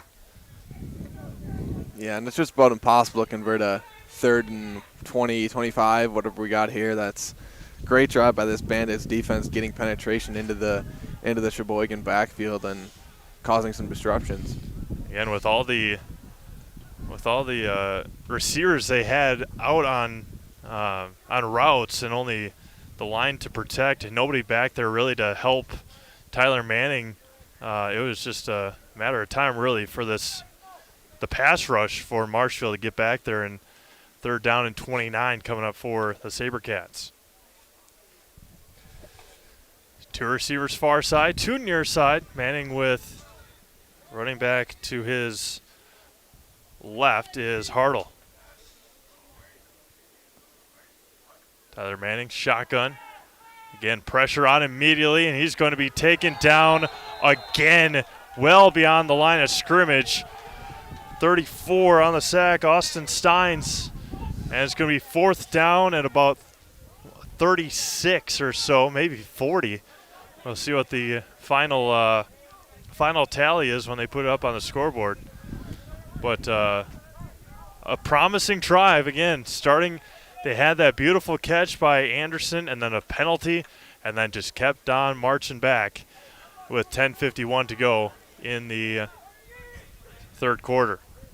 Yeah, and you see with a lot of these Sheyboygan pass plays, they got a lot of deep routes on a lot of these pass plays, and right now their offensive line just isn't able to stop the Bandits from getting back there. They might want to run some more short routes and get the ball out of Manning's hands a lot quicker, so he's not getting taken down and having to hold the ball for so long back there. Wyatt Stenson, a low snap again, pressure on, able to get it away. They run into Stenson. And there's a fair catch called at the 35-yard line. We'll see if it's a personal foul or just a running into the kicker. Even the scoreboard guy didn't want to add up all the yardage, but we'll see what as Stenson needing help off the field as John Good ran right into him. Personal foul. So it's going to be 15 yards and an automatic 1st down. Holy cow. 4th down and 40 turns into a 1st down for the Sabercats after a personal foul roughing the kicker, or roughing the punter, And Sheyboygan will have it 1st and 10. Wow. And that's really, really tough. When you get that close to blocking it, you want to just go all out for it and get that block. But when you miss, that stuff like that can happen. And that's a killer for the Bandits. And that was one. Was it going to be a little 5-yard penalty or not? And they deemed it with 2 officials back there. They deemed it the personal foul. And Sheyboygan will have it back over 1st and 10 with 10:20 to go. A big break for the Sabercats. 3 receivers set up to the near side, 1 to the far side with Manning and Hartle in the backfield. Manning going to hand it off to Hartle up the middle, and 3 Bandits waiting for him right in the middle of the line, and loses 4 yards. Yeah, that's what three straight plays if you don't count the punt and the penalty where the Bandits are getting in the backfield and just stuffing this Sheyboygan offense in the backfield. Yeah, the quickness from the Bandits' defensive line and the slow play we've seen from both offensive lines have struggled with the speed from the opponent's defensive line that we've seen the first half. Now in a little bit here into the second half. Let's see if Manning and the Sabercats can have some of those quick hitting routes. And there was one just too high for Terrell Jackson. Jackson had a nice run or catch and run at the end of the first half, and that's what you were calling for, but just a little too high for Jackson. Yeah, he was there. He was there. He was open on the looked like a deep kind of, or a little intermediate slant route there. But yeah, just a little bit too high there from Manning. 3rd down and long coming up, 3rd and 13 with 9:26 to go. Here from Marshfield. Again, the Bandits will be back in action next Saturday right here from Walt Kroll Field. They will take on the Tri-City Bulldogs, I believe it is. And they will we'll have all Bandits football for you all summer long right here at Zaleski Sports, as well as I believe Brown County Blackjacks football as well. So 3rd and 13 turns into 3rd and 18 after the delay of game that the Sabercats took a little too long to get up to the line. They were nowhere near ready to snap it when the flag came. And they really just can't stop shooting themselves in the foot here on this drive. And they had it 1st and 10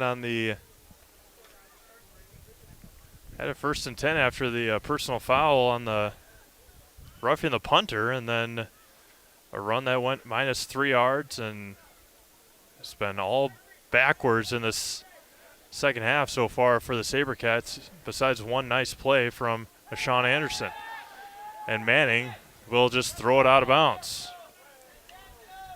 Yeah. And it'll be 4th down coming up. And again, they had 3 routes there, and they were all 20 yards down the field, which you do want to pick up 18 yards, but also that's sometimes you can throw it short and just let your receiver go and make a play to try to get that yardage back. But 4th down coming up for the Sabercats. 4th down and 18. It's good to see Wyatt Stenson back in there to punt. Again, he was helped off the field after getting roughed up on the last punt. See what the Sabercats can do. Give Stenson some time. Perfect snap that time, and he lets it fly.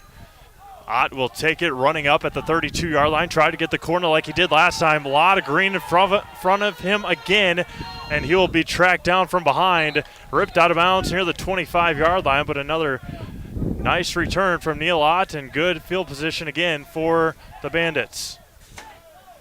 Yeah, and almost a an exact replica of what we saw on that punt return earlier. Just the other one, he had a touchdown, not quite able to get there this time, but similar blocking scheme, very similar play there. Another great play there by Ott.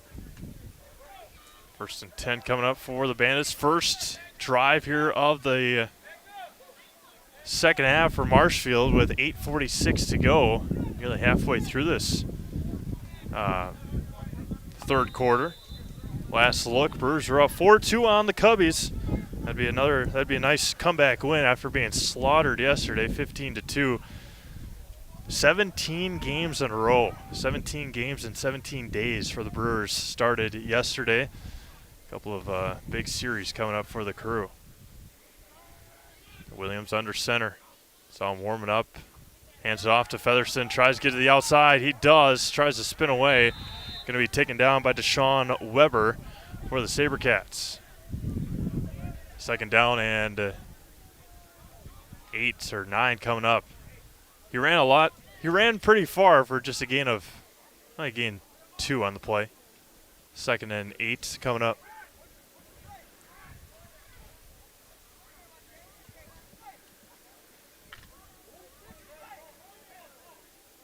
Williams again in the shotgun with Featherston to his right.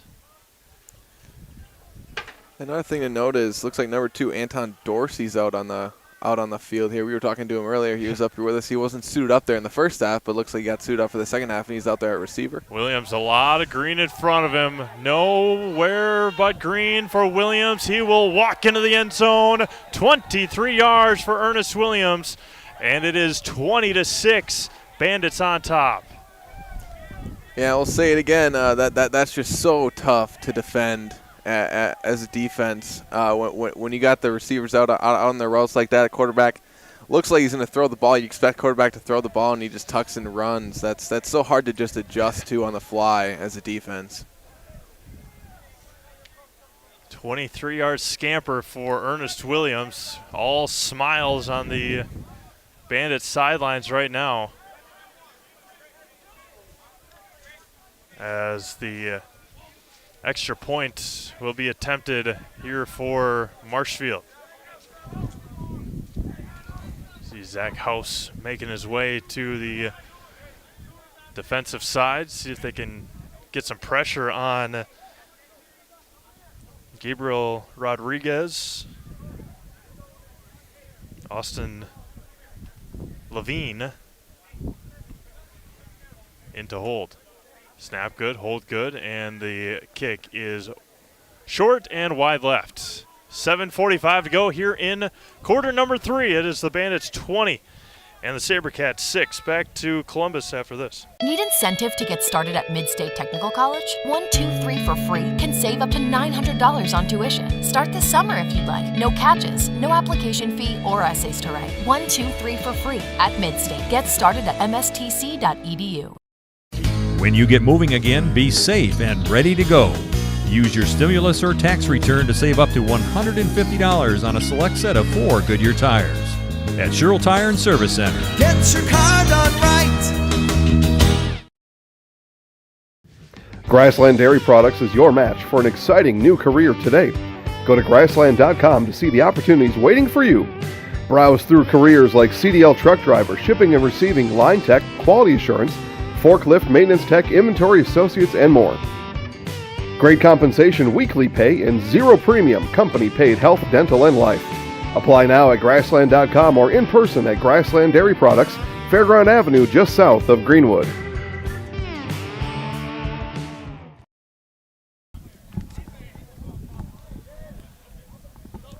"23-yard scamper for Ernest Williams, and the Bandits lead 20-6. Running up on it, kicked ahead, and still loose. Ball's on the ground, and it looks like the Sabercats fell on top of it, as people still jumping on the pile. Mishandled, it looks like, by Lance Billings, but he was able to come away with it, and the Sabercats catch a huge break, and Sheyboygan will take over. Yeah, definitely a little too close for comfort there if you're the Sabercats. Best time of the game so far. Don't want to jinx anything, but the sun has shone on us with 7:38 to go in the third quarter. Yeah, here's hoping those clouds part a little bit more. And wind has died down a little bit, and it's supposed to be a little chillier tomorrow than it is right now, but next week's supposed to be in the mid to upper 60s. Tuesday it's supposed to be in the 70s with chances of rain, but anything is better than 40 degrees. Yeah, I'll take that warm weather.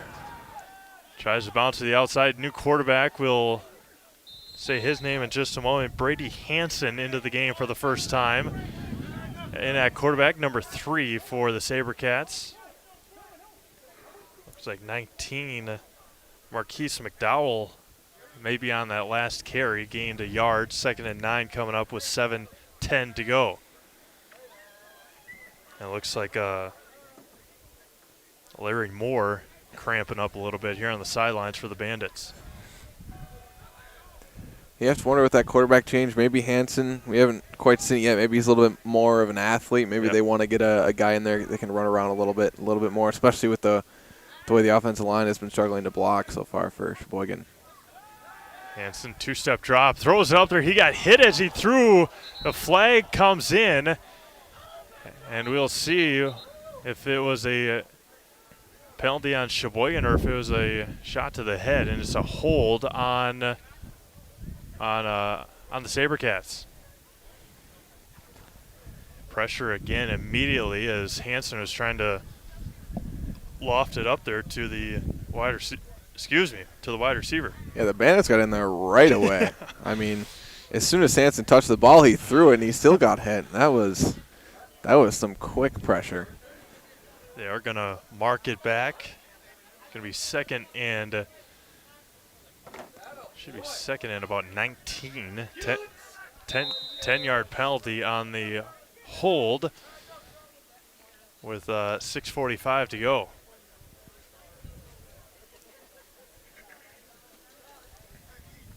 Verhea lined up to the far side. Billings back to the near side. Hansen under center. Calling out those cadence. Extremely loud for Hansen. Flag comes in, and the Bandits defense swarms again as there was not enough players on the line for Sheyboygan, and it's going to be a penalty declined for Marshfield. 3rd down and 19 coming up for the Sabercats. Again, they had that one play to Sean Anderson, and every other play on this in the second half seems that it's been going backwards for Sheyboygan. Yeah, and it's really tough to run an offense like that when you're putting yourself in 3rd and 19, 3rd and 20s. Just about impossible to make anything happen out of those down and distances. Especially with the struggles that Sheyboygan has had today with moving the ball of any positivity. I mean, not giving their quarterback any time, not being able to run the ball very well. Hansen back to pass. Throws it up there to Verhea, and he is going to get it intercepted by Antonio Williams. And Verhea trying to track him down inside of Sabercats territory, and he is going to get pounced on, but an interception for Antonio Williams, and the Bandits back in business. 5:20 to go in the third quarter. And Williams really ran that route as the defensive back. That was a perfect throw by Hansen if he was leading it right to Williams there. So great job by Williams there, just finding the ball in the air and making a play. 5:20 to go, third quarter. Bandits again back with it with fantastic field position again. As Ernest Williams now on the sidelines on his back, fighting those cramps as well.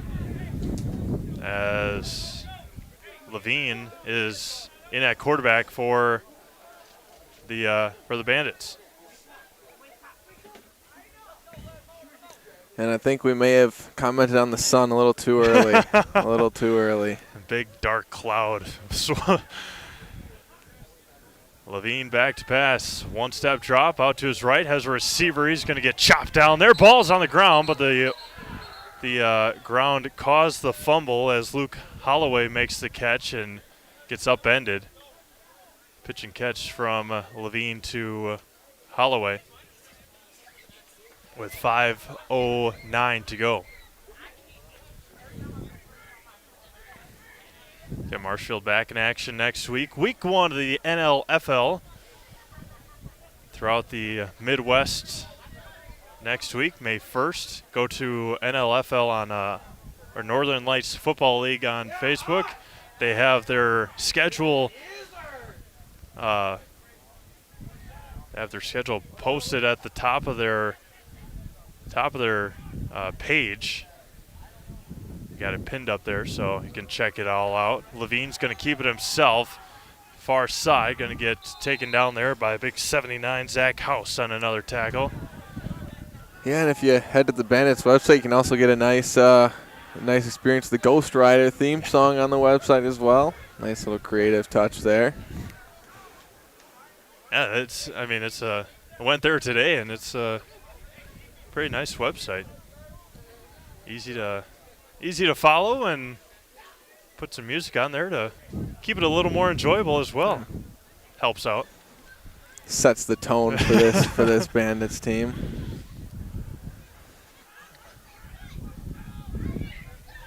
Colors of the Marshfield Tigers, but the logo is pretty sweet. I love the Bandits logo. That's unique, and I mean we talk about unique mascots, logos, nicknames, whatever.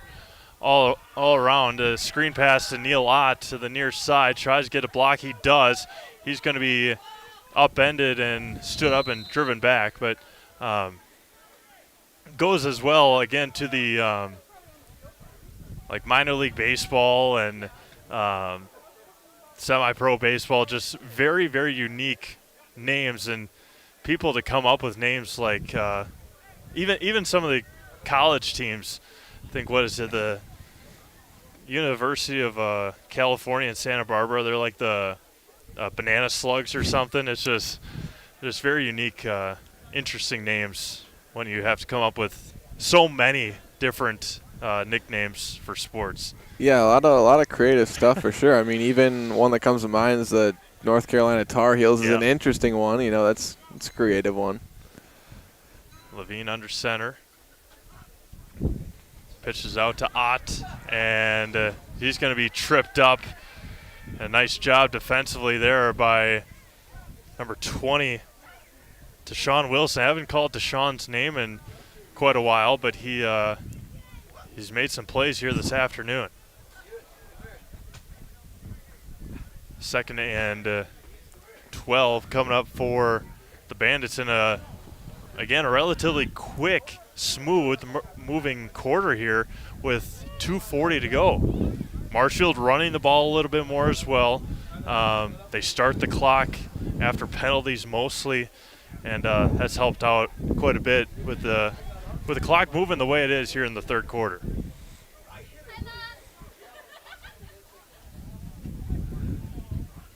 Levine, wide receiver screen, and wow, right through the arms of the I don't even know how it got through there, but the right end, I don't know if it went right over his shoulder, but looked like it was right into his gut.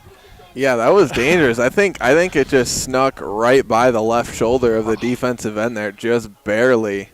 And that's just because I don't know if he saw the ball coming necessarily. Yeah. I think he was rushing the quarterback and kind of moved out of the way. Yeah, that was something.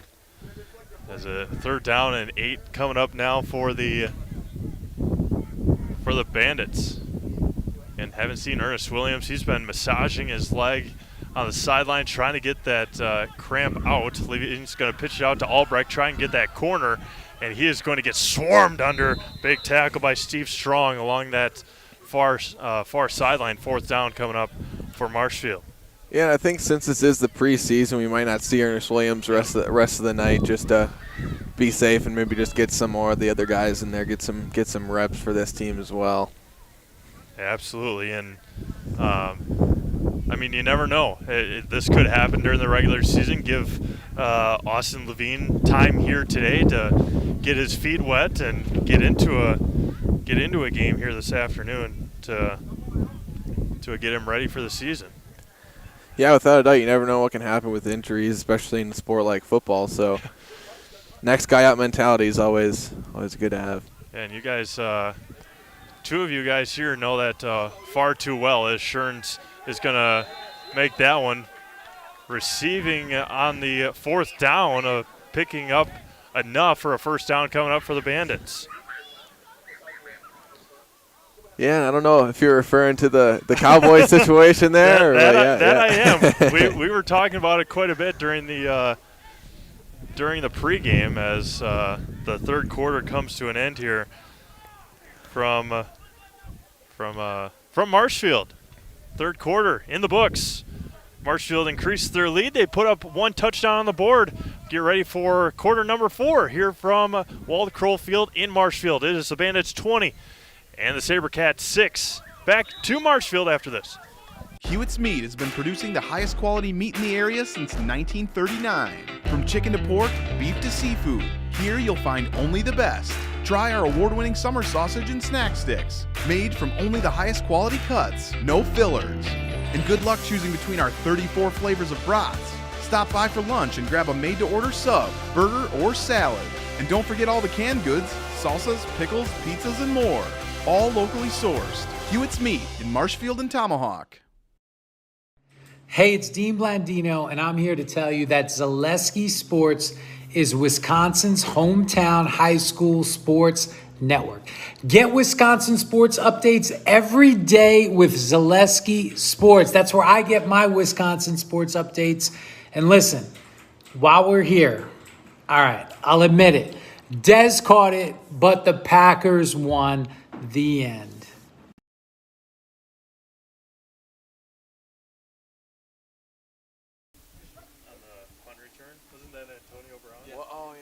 From the Browns, he jumped and just. Tom Brady did that too, or maybe not in the face. He kicked somebody. I know it was controversial. He slid and kicked somebody. Like Antonio Brown went up. Yeah. He went boom right with the bottom of his foot. Welcome back to Wald Kroll Field here in Marshfield. 15 minutes to go.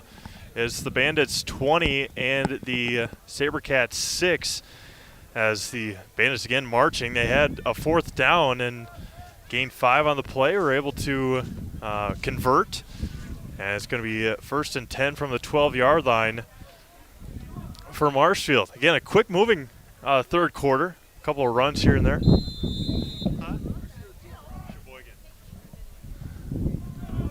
As Levine back into the game. In at quarterback, Williams still with the big coat on, trying to stay warm. Levine, two-step draw, pressure on by Steve Strong up the middle. He's going to be upended near the 10-yard line, and another tackle there by Oss Greening. First time calling Oss's name here this afternoon.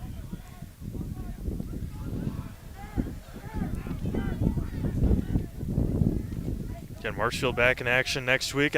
Looking at the Sheyboygan schedule on their website, they don't play for a couple more weeks, I think.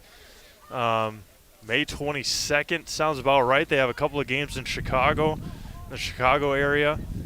I think they have a couple games in Chicago and then a couple games at home after that. So check out the Sheyboygan Sabercats website, and that's incomplete. Tried for the one-handed interception was Martin Figueroa, but that falls incomplete on the pass, and it's third down and 8 coming up for the Bandits. Yeah, and it looks like there must have been some miscommunication there between Levine and some receivers, because there wasn't really anybody over there on that throw. 14:08 to go. New quarterback into the game as well. Andre McDonald into the game. pinned as a defensive end, but in at quarterback for the first time. He's going to keep it himself, run up the middle, get tripped up in the backfield. And it's going to be 4th down coming up for the Bandits. As McDonald says he wants to go again, try it again for Marshfield. Hey, he's trying to take advantage of his shot at quarterback, trying to show what he can do. As soon as he got up off the grass, he was like, "Let's go, let's go, let's go. Let's give me another opportunity, and we'll see what he can do." Oh, excuse me, that's not Andre McDonald. That's Brandon Kundert. I was looking at the wrong team. So Kundert in at quarterback. McDonald is a Sabercat, so. Same number. Yeah, same number. Preseason. Exactly, preseason. We're getting everything worked out. Albrecht tries to the outside, 4th and 8, and it's going to be a turnover on downs. Sabercats will take over, 1st and 10 at about the 8-yard line for Sheyboygan. Spectrum Benefit Solutions with offices in Wausau, Stevens Point, Wisconsin Rapids, Medford, and now in Spencer. Spectrum Benefit Solutions is your group benefits provider for health, dental, accident, and life insurance. Spectrum Benefit Solutions works with hundreds of clients of all sizes to help you attract and retain the best employees. Find Spectrum Benefit Solutions on Facebook to get started today. Sheyboygan back with the football. Again, they 1st and 10 from the 9, and if it is the way that it's been to start the second half, they really don't have anywhere else to go backwards to, being so deep into their own territory. Yeah, they got to be careful here with how the last few of their drives have gone. They really got to be careful on this point of the field. Brady Hansen still in at quarterback. Going to hand it off up the middle, run over a defender. Good run there by 27, Eric Sweetman for the Sabercats. See if they can keep this up. Again, at times they've started the drive nicely, and then penalties and Bandits defense has pushed them back pretty significantly. Yeah, when you have when you have a good drive going in and it gets kind of stunted with penalties like that also kind of just knocks your confidence down. You know, you get some momentum going on your drive, and then it basically just gets shut down with penalties like that. That's definitely a momentum and confidence killer there. Hansen back under center. Going to hand it off again to Sweetman. He's going to get the first down. A flag comes in, and speaking of, with 12:20 to go, and the official says holding, and they will march him back. Big 10-yard penalty again. It's going to be 2nd down and 14, just like that. Momentum killer, drive killer for the Sabercats again. Yeah, and if you're the Bandits, you'll take it. Yeah. You know, you'll give up a first down, big run. You'll take the penalty yards.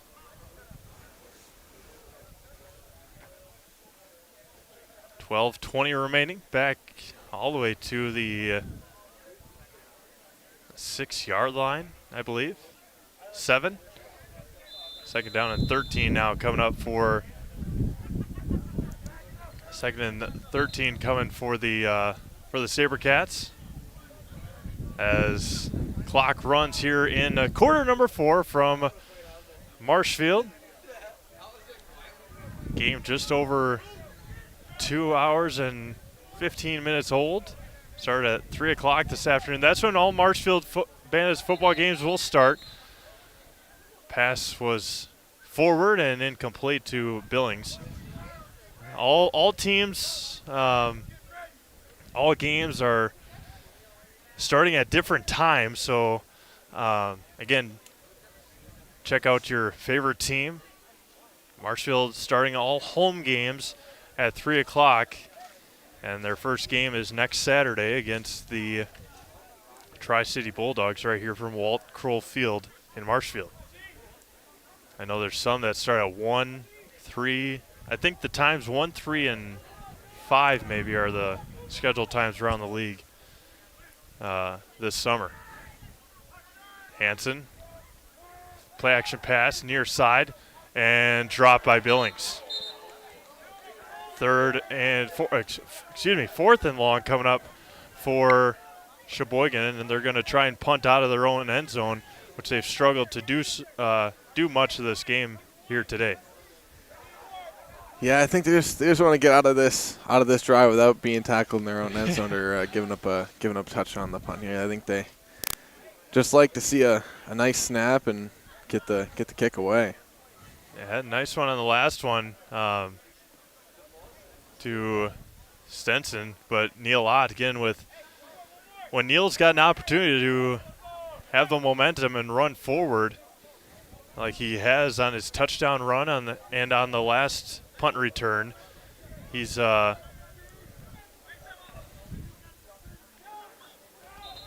and whistle is blown, and we'll see what the timeout.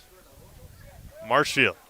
11:56 to go here in the fourth quarter as neither team is going to the sidelines.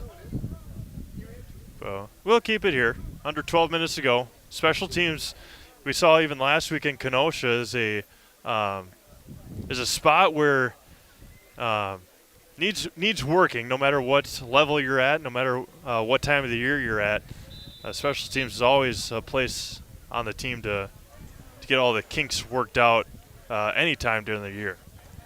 Yeah, it's not a part of the game that's talked about a lot, but as we've seen for the Bandits here today, it's been a big part of the reason they're up 20-6 right now. Good snap, good punt, takes a Sabercats roll, and that is going to be downed right there for Marshfield. That's where they're going to start their next possession. 1st and 10 inside of Sabercats territory. 11:46 to go here in the fourth quarter.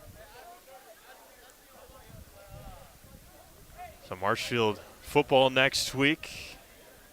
We got or next Saturday we've got baseball, softball, soccer for you on Tuesday from all around Central Wisconsin. I know we got a couple games up here in Marshfield.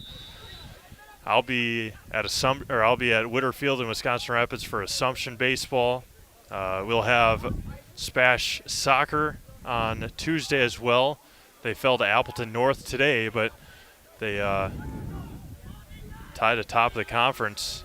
Featherston is going to get spun out. He's going to fumble the ball, but Marshfield will recover. It's a hold on the Bandits. So check out SaleskySports.com. We'll have our full schedule up there later on this weekend or Monday or Tuesday when all the sports come to fruition and start up with our season schedule. It's going to be full with the spring and summer this year with all these sports coming back. It's going to be a lot of fun with 11 and a half to go in the fourth quarter. Looking forward to it, that's for sure. Yeah, always fun to at those baseball, softball, and soccer now as well this year. Just kind of sit and hang out and enjoy the sports. Going to try and get to the outside, and it's going to slip down is Brandon Kundert for the Bandits, and there's another player on the ground for the Sabercats. Looks like 75, Casey Winch. And we will take a quick break. Come back, 11 minutes to go in the fourth quarter. Back to Marshfield after this. Bauer & Fine Business Technologies is your complete office technology solution.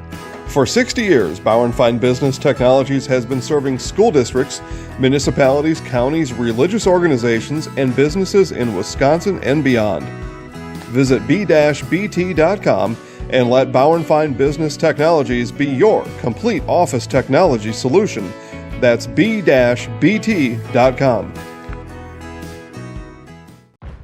Fleet Farm has everything you need for every season of life.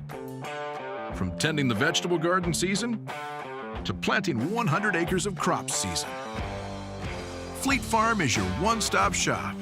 Whether it's strawberry jam season, cook your walleye season, or his first set of wheels season.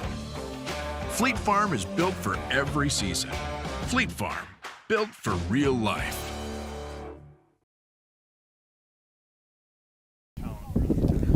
Second down and 20 to go for the Bandits. Back to pass, and it's going to be a screen pass to Schertz. He's got room. He's got blockers. Ball's out. It's still flying around. The Sabercats fall on top of it, inbounds, and it's Sheyboygan football with 10.5 minutes to go in the fourth quarter. Turnover back to Sheyboygan. Yeah, and you just got to be a little bit more structured with the ball there. Looks like Schertz might be a little banged up, but. And a little bit more willing, I guess, up by 14, a little bit more willing to go down as well. I mean, there were about 6 Sabercats around him trying to gain more yards, and then lost it. And Sheyboygan back at the football at the 33-yard line. Yeah, and Sheyboygan was just barely able to cover that thing in time before it went out of bounds. Obviously, if that would have went out of bounds, it would have stayed with the Bandits. Hansen still into the game. Brady Hansen under center. Terrell Jackson to the far side.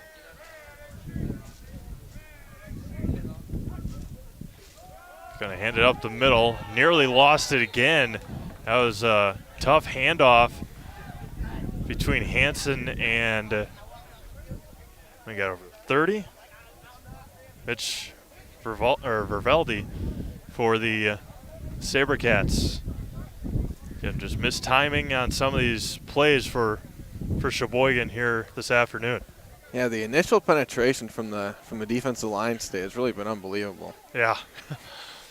Yeah, the quickness off the line for Marshfield has been obviously unmatched for the offensive line for Sheyboygan so far. Yeah, you got to feel for some of these running backs on Sheyboygan. It's about as soon as they touch the ball, they're getting blasted by two or three Bandits. Hansen, one-step drop across the middle through the hands of Terrell Jackson and incomplete. Getting up, pounding his chest. 19, don't have a 19 on here, but a good defensive play nonetheless. Yeah, fair to be hyped up after making a play up double digits in the fourth quarter. Getting ready for that regular season to start next week. Yeah, taking on a good Tri-City team next week, heading up to Marshfield from the Wisconsin Dells, Partyville area. Third down and long for Sheyboygan County. Throws it up there to Jackson, has him on the double move and dropped it. Flags come in with 9.5 to go, and that is one that Terrell needs to have to gain some more confidence. I believe it was not enough players on the line for Sheyboygan, and they're going to decline it. 4th down and 11 coming up for Sheyboygan County. Again, get the turnover and then just go nowhere, and that's been the story of the second half for the Sabercats here this afternoon. Should be 4th and 12.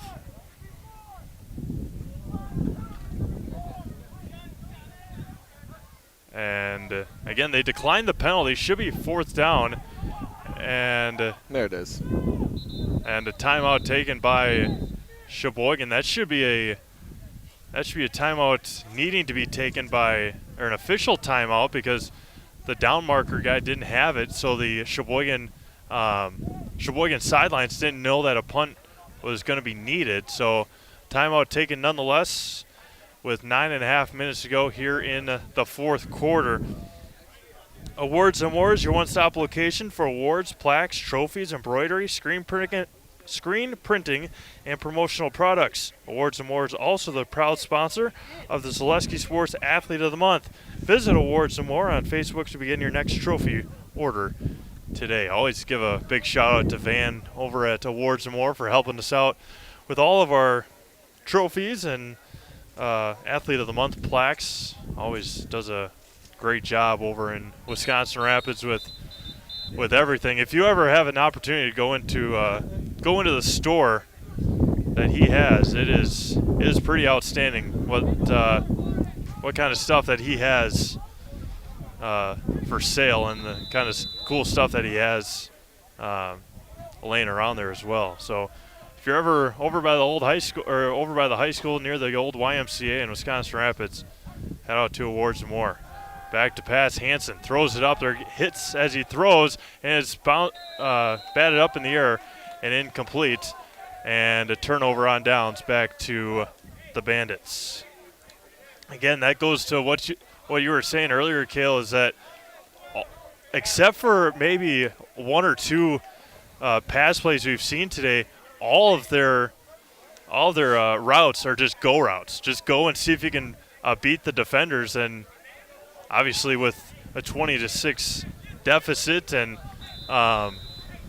plays that haven't really worked out, they're gonna have to go to the playbook and get some new pass plays anyway, with some quick hitting pass plays. Yeah, and they're only down by 2 scores. You don't necessarily have to just start chucking deep balls, especially since they haven't really worked out, and it's just like you said, just been kind of throwing it up for grabs. They'd probably be better served to get some shorter routes and get a few yards on these plays and get some momentum going on these drives. Well, especially how little time their quarterbacks have had to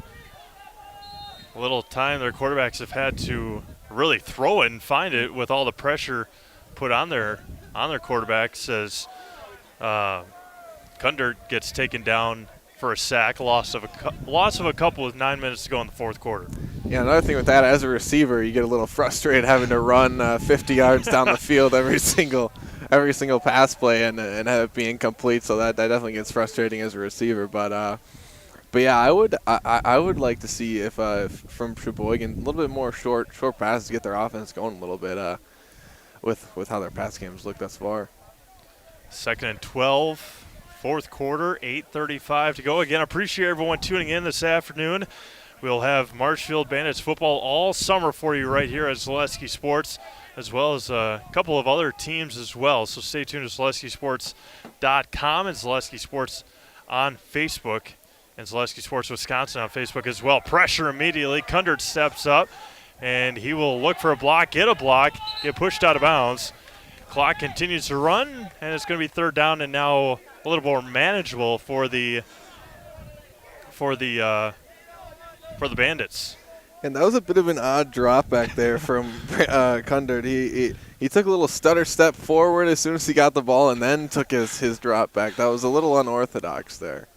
7:50 to go, and obviously it's two different weekends, two different teams. Especially, going down to Kenosha last week and the Kenosha game and the Wisconsin Slayers game, 2 teams that didn't really like each other a whole lot last week. There hasn't really been, besides 1 or 2, especially early on, there hasn't really been a whole lot of jawing back and forth. There hasn't been dirty plays. There's been a lot of respectable plays, guys high-fiving each other, helping each other up throughout the game. And so, these are 2 teams, Sheyboygan's first ever year, Marshfield's second year, just getting back into the groove of things. And that's what you like to see out of guys that really don't know each other, is just respect on the field so far to start the year. Yeah, we haven't seen any dirty plays or anything like that. It's been a relatively cleanly played game. Nothing outside the lines going on, so that's been nice to see. And all the contact and plays being made are between the whistles, which is good to see.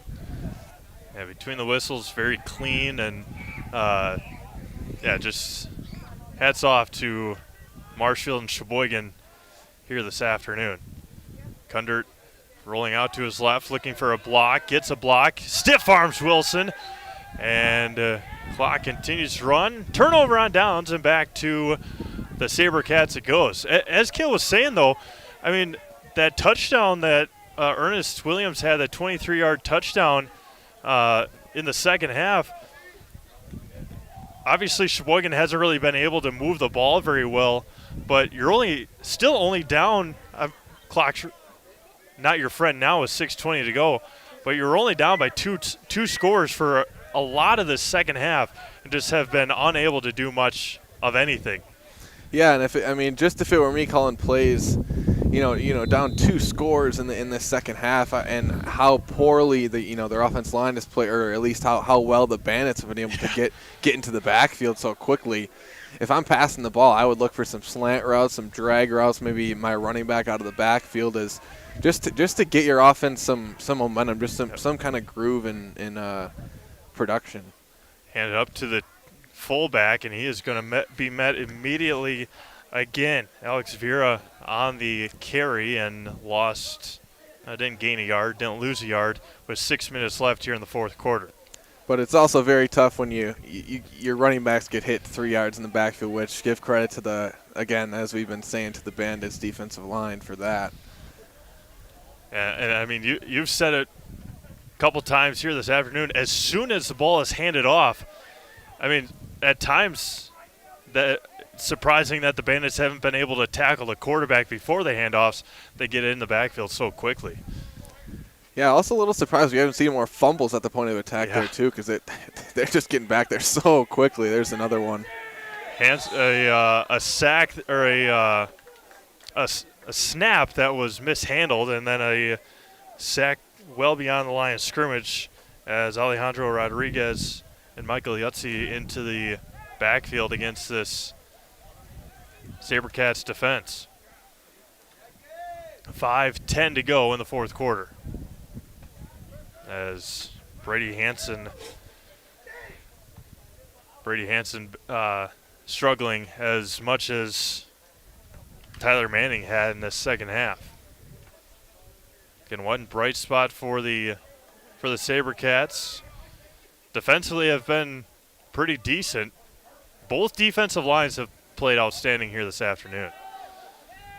Throwing it up again. Steve Strong going up and making the catch. A beautiful catch for Steve Strong, making a play. The big wide receiver.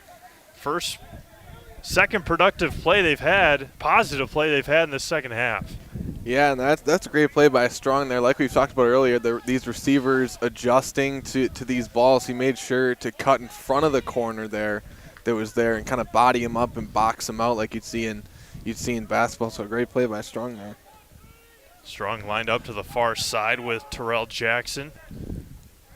Lloyd King, the receiver, to the near side. Back to pass. Throwing it up there again for Strong. And he goes up and gets it again. This time on the far side, and he brings it down, another first down. Who am I to question the deep throws? First and second times that Strong has been targeted, and he's taken full advantage of it for the Sabercats, and they're marching down the field 1st and 10. And again, this game isn't over yet. I mean, 2 touchdowns is not completely insurmountable. You score here, try to get it back with the way the Sabercat defense has been playing of recent. Again, that's snapped through the hands, and Hansen is going to be upended and driven back, and a huge mistake by the Sabercats, and a second down and very long, just like that for Sheyboygan. That's not going to help anything. No. Those are the kind of plays you got to avoid when you're trying to come back into a game like this. 3 minutes and counting here in the fourth quarter from Walt Kroll Field on the campus of Marshfield Columbus Catholic High School. Second down and 20 now for Sheyboygan County here this afternoon.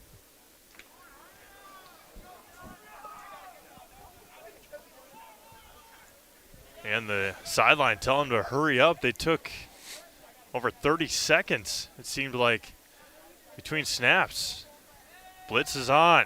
Hansen across the middle, and Jackson off of his right hand and falls incomplete. 2:23 to go, 3rd and 20 coming up. So next week is going to be a little somber celebration, I guess, for the Marshfield Bandits. Don't forget to tune in next week. Give a big shout out to the Sheyboygan Sabercats, losing a player between seasons.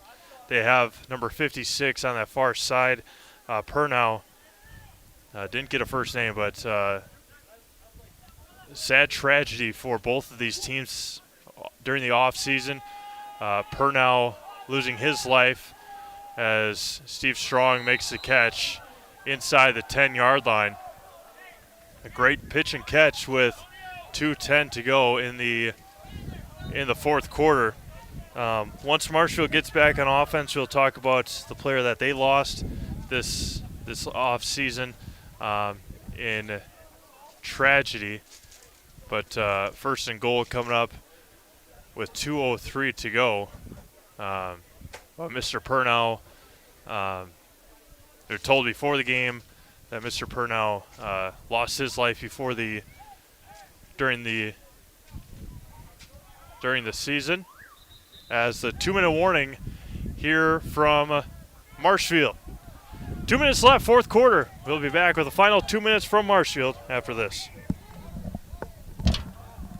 When you have a house full of kids, your water consumption is through the roof. But when the kids move out, the water usage goes down. But how long are they really gone for? With high-efficiency systems made by WaterCare, Maher Water Corporation can roll with any size-changing families. So call us today so we can help you with those water use issues. The laundry is still up to you. If you have a fear of overpaying, you have FOOP. But don't worry, switch to US Cellular and get a free Samsung Galaxy S25G, plus no activation fees. So you can stream, capture, and post without FOOP. Switch and get a free Samsung Galaxy S25G at US Cellular. Choose fair. Northside Computers is Marshfield's U.S. Cellular store. Visit us on South Central Avenue in Marshfield for the latest Samsung, Apple, personal cellular devices, tablets, and more. Well, that shouldn't have been a 2-minute warning. First and goal, and flag comes in. Rumbling into the end zone is Alex Vera, but false start on Sheyboygan, and that should take us maybe to the 2-minute warning. First and goal from the 18 now. They put 2:03 back on the clock. So he might have been out of bounds. We're not too sure why. I thought there was a 2-minute warning, and then they said put 2:03 back on, so there might be another 2-minute warning in a couple of seconds. Not sure. Just playing along, just having a good time. Preseason. Yeah, we'll say it again, preseason. First and 13 coming up. First and goal from the 13. Hanson under center. Why not? Go to Steve Strong across the middle, and that's going to be incomplete. And that should now take us to the 2-minute warning. We'll do that. We'll take one quick break, come back and talk about the Marshfield Bandits right after this.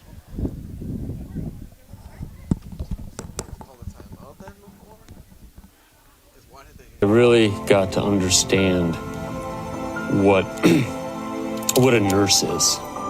Do they focus on you? You know, do they make sure that you're comfortable? And, you know, that's what Shai has. It's the connection that he has, you know, my best interest in mind, always. Why wait another day? Let's take the next step together towards a better life. Snow piles up quickly. Remove it just as quickly with Kubota subcompact and compact tractors. Our #1 selling tractors are built to take on winter with front and rear mount snow blowers, blades, and rotary sweepers. Get select Kubota subcompact or compact tractors for 0 down, 0% APR for up to 60 months and save $1,000. See your local Kubota dealer today. Your local Kubota dealer is Chili Implement, located 1 mile north of Highway 10 in Chili.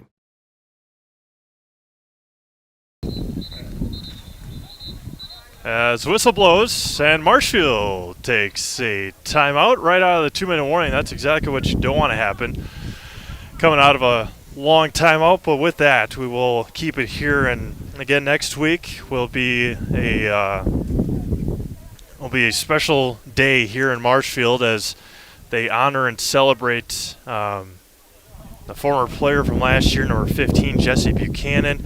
Lost his life last off season as well, tragically, and we were told that they would have color guard and they'll have the whole big celebration for Jesse Buchanan next week right here from Walt Crow Field. Again, just tragedy.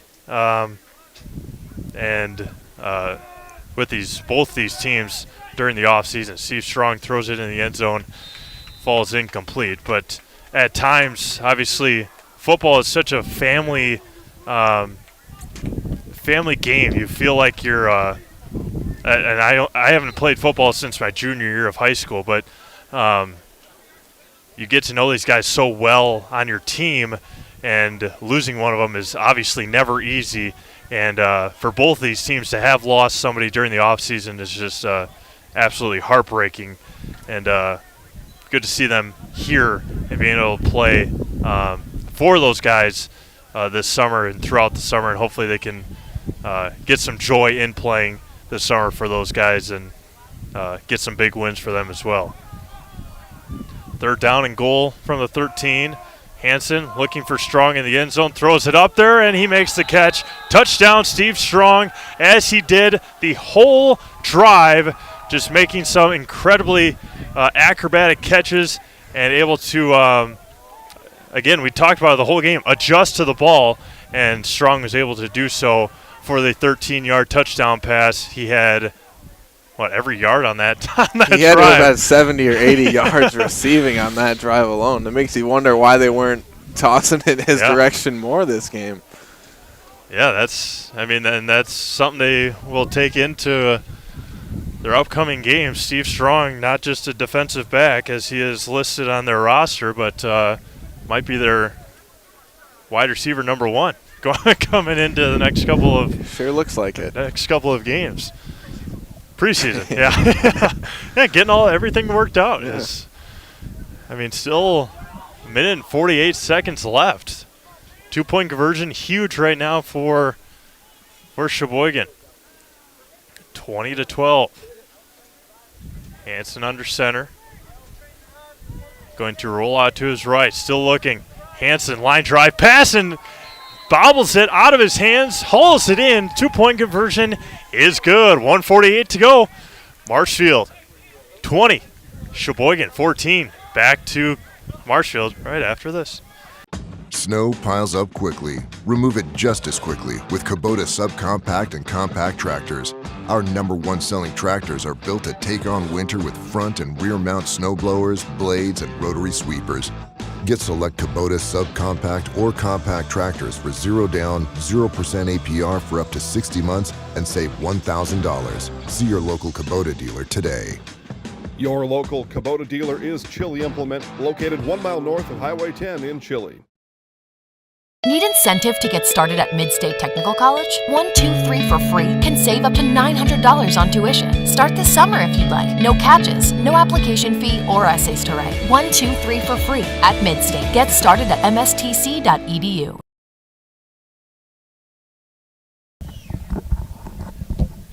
$1:48 to go here in the 4th quarter. The Sabercats making it interesting. The Bandits with their quote-unquote hands team out there to see what they can do here. And Wyatt Stenson trying to punch one into the ground, see if they can recover it. But again, is that really what you want to do? Maybe pin them deep as Stenson punches it into the ground, lets it roll, and it will stop right there, and the Bandits will take over 1st and 10 inside Sabercats territory. Obviously, you have Neil Ott back to return, but your defense has been playing so well. Marshfield's offense hasn't really been able to move the ball the last couple of drives, and the Sabercats still have a couple of timeouts, I think. So that's I don't know. Obviously I'm not a coach, and but that might be one where you want to kick it far, hoping that you have an opportunity to pin them deep into their own territory. Yeah, they could have kicked that. I mean, you look at it from a couple of different scenarios. They maybe wanted more time to get it if they would recover it there. But yeah, I probably would agree with you there. I probably would have kicked it deep by the way the Bandits' offense have been going this half. Levine into the game. Again, haven't seen Ernest Williams since he scored that touchdown early on in this fourth quarter or can't even talk. Second half, they're going to pitch it out to Albrecht, and he's going to be taken down there. Second down coming up. Timeout taken by Sheyboygan with 1:41 to go in the fourth quarter. Second down and 8 coming up. Sheyboygan using a timeout. 20-14 in favor of Marshfield. Again, Steve Strong making a strong, can't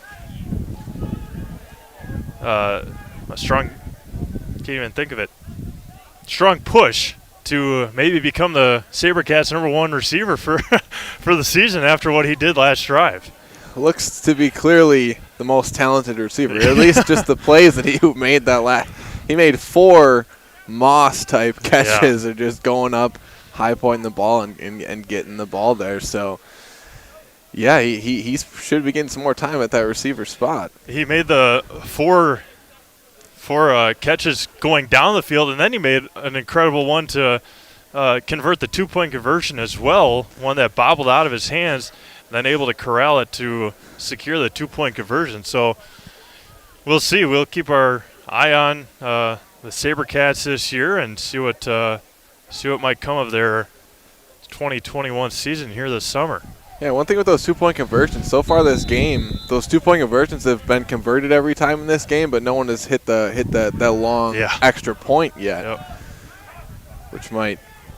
Levine, flag comes out. He's going to run it himself, fall forward, gain a yard or 2. It's going to be third down and about 6 coming up.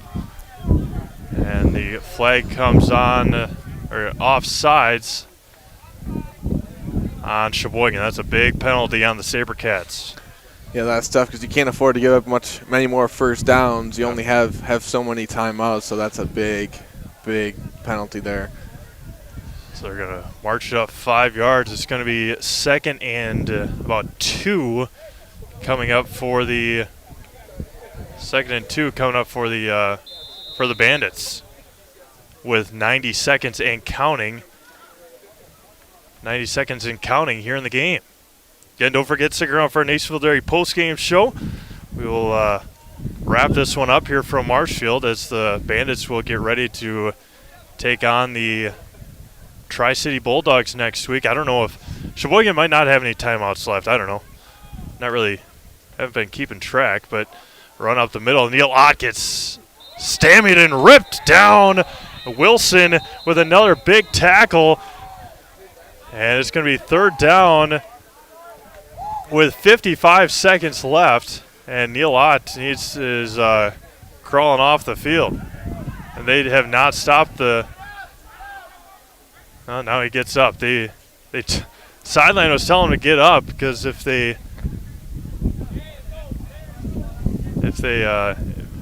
an injury timeout, then they would have had to stop it. The clock is stopped, and now it runs. Third down and 2. Sheyboygan won't have a whole lot of time if they somehow are able to get it back. Yeah, that was a big-time tackle there. It looked like two Sabercats had Ott by both his legs each and took him down. That was a physical hit. And a late timeout taken by Marshfield with 28 seconds to go. See what they'll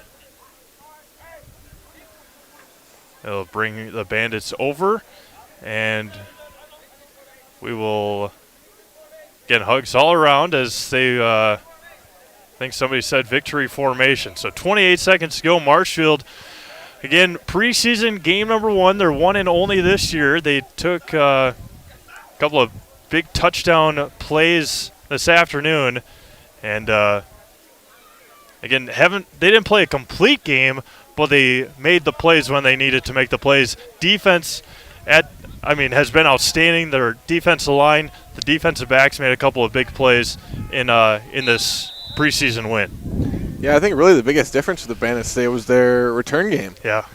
I mean, they scored that touchdown. That's the 6-point lead right there. And otherwise, it's been a pretty evenly played game just throughout. Smiles and jubilation for the Marshfield Bandits here this afternoon, starting the 2021 starting and finishing the 2021 preseason with a victory. It is the Marshfield Bandits 20 and the Sheyboygan County Sabercats 14.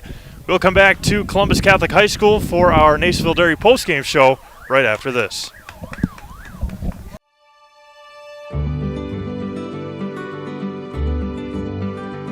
Well, the Grow Wisconsin Dairy Processing Grant is for really any dairy, or up to $50,000 you can get for like improvements, help with like food safety aspects.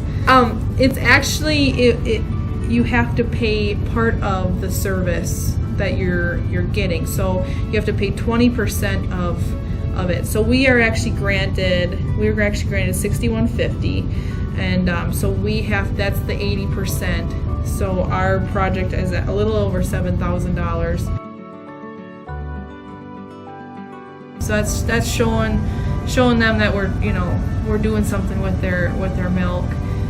We're not just taking it, turning it into cheese, setting in the stores, sending the customer, like everyone else does.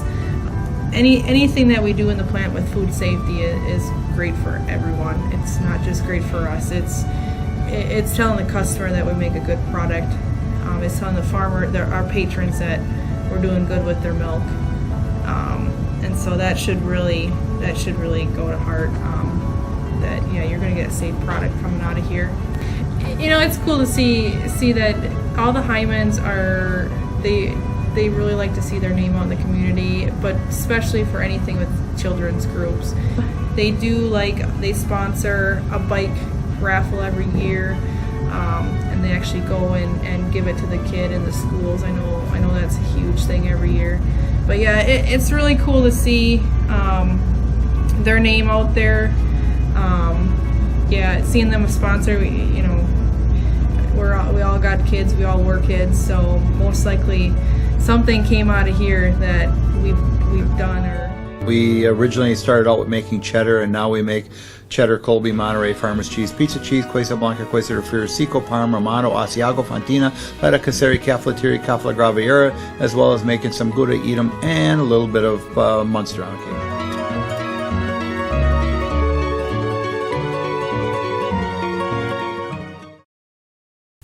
Time now for the Nacerville Dairy postgame show. Nacerville Dairy has fresh cheese curds made daily. Visit NacervilleDairy.com. Marshfield Bandits 20, Sheyboygan County Sabercats 14, and the scoring this afternoon, again, a punt return touchdown for Neil Ott, a receiving touchdown by Ashton Anderson, and a couple of rushing touchdowns for Ernest Williams, and then a receiving touchdown by Steve Strong for the Sabercats. 20-14 Marshfield Bandits. Again, they will be back in action next Saturday right here from Wall-Crow Field. They will take on the Tri-City Bulldogs out of the Wisconsin Dells Partyville area next week. 3 o'clock kickoff from Marshfield. Kale, what did you see this afternoon? Obviously, preseason, people are working out those kinks. Sheyboygan had some strong spots, especially at the end of the game with their passing to Mr. Strong. Yeah, I think for the Bandits going into the regular season, they can be really happy with their defense, especially their defensive front.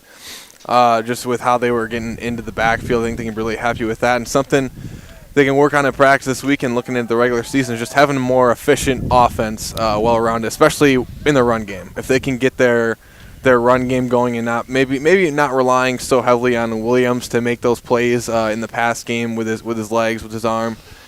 Just have a little bit more efficient rushing attack, I think. And as well, and along with that, just again, we saw it a lot in the first half. Obviously, with Ernest Williams, just continuing to get that timing down more and more. His receivers will come through big this season. So, with that, I think we're going to wrap things up here from Marshfield. You've been watching and listening to the Nacerville Dairy postgame show. Nacerville Dairy has fresh cheese curds made daily. NacervilleDairy.com. For Kale Jacoby and Trevor Zaleski, this is Steve May signing off from Wall-Crow Field in Marshfield. It is the Marshfield Bandits 20 and the Sheyboygan County Sabercats 14. And until next Saturday, when the Bandits take on the Bulldogs, have a great, safe, warm weekend and week. And from all of us here at Zaleski Sports, thank you for tuning in, and we'll talk to you again next week right here from Columbus Catholic.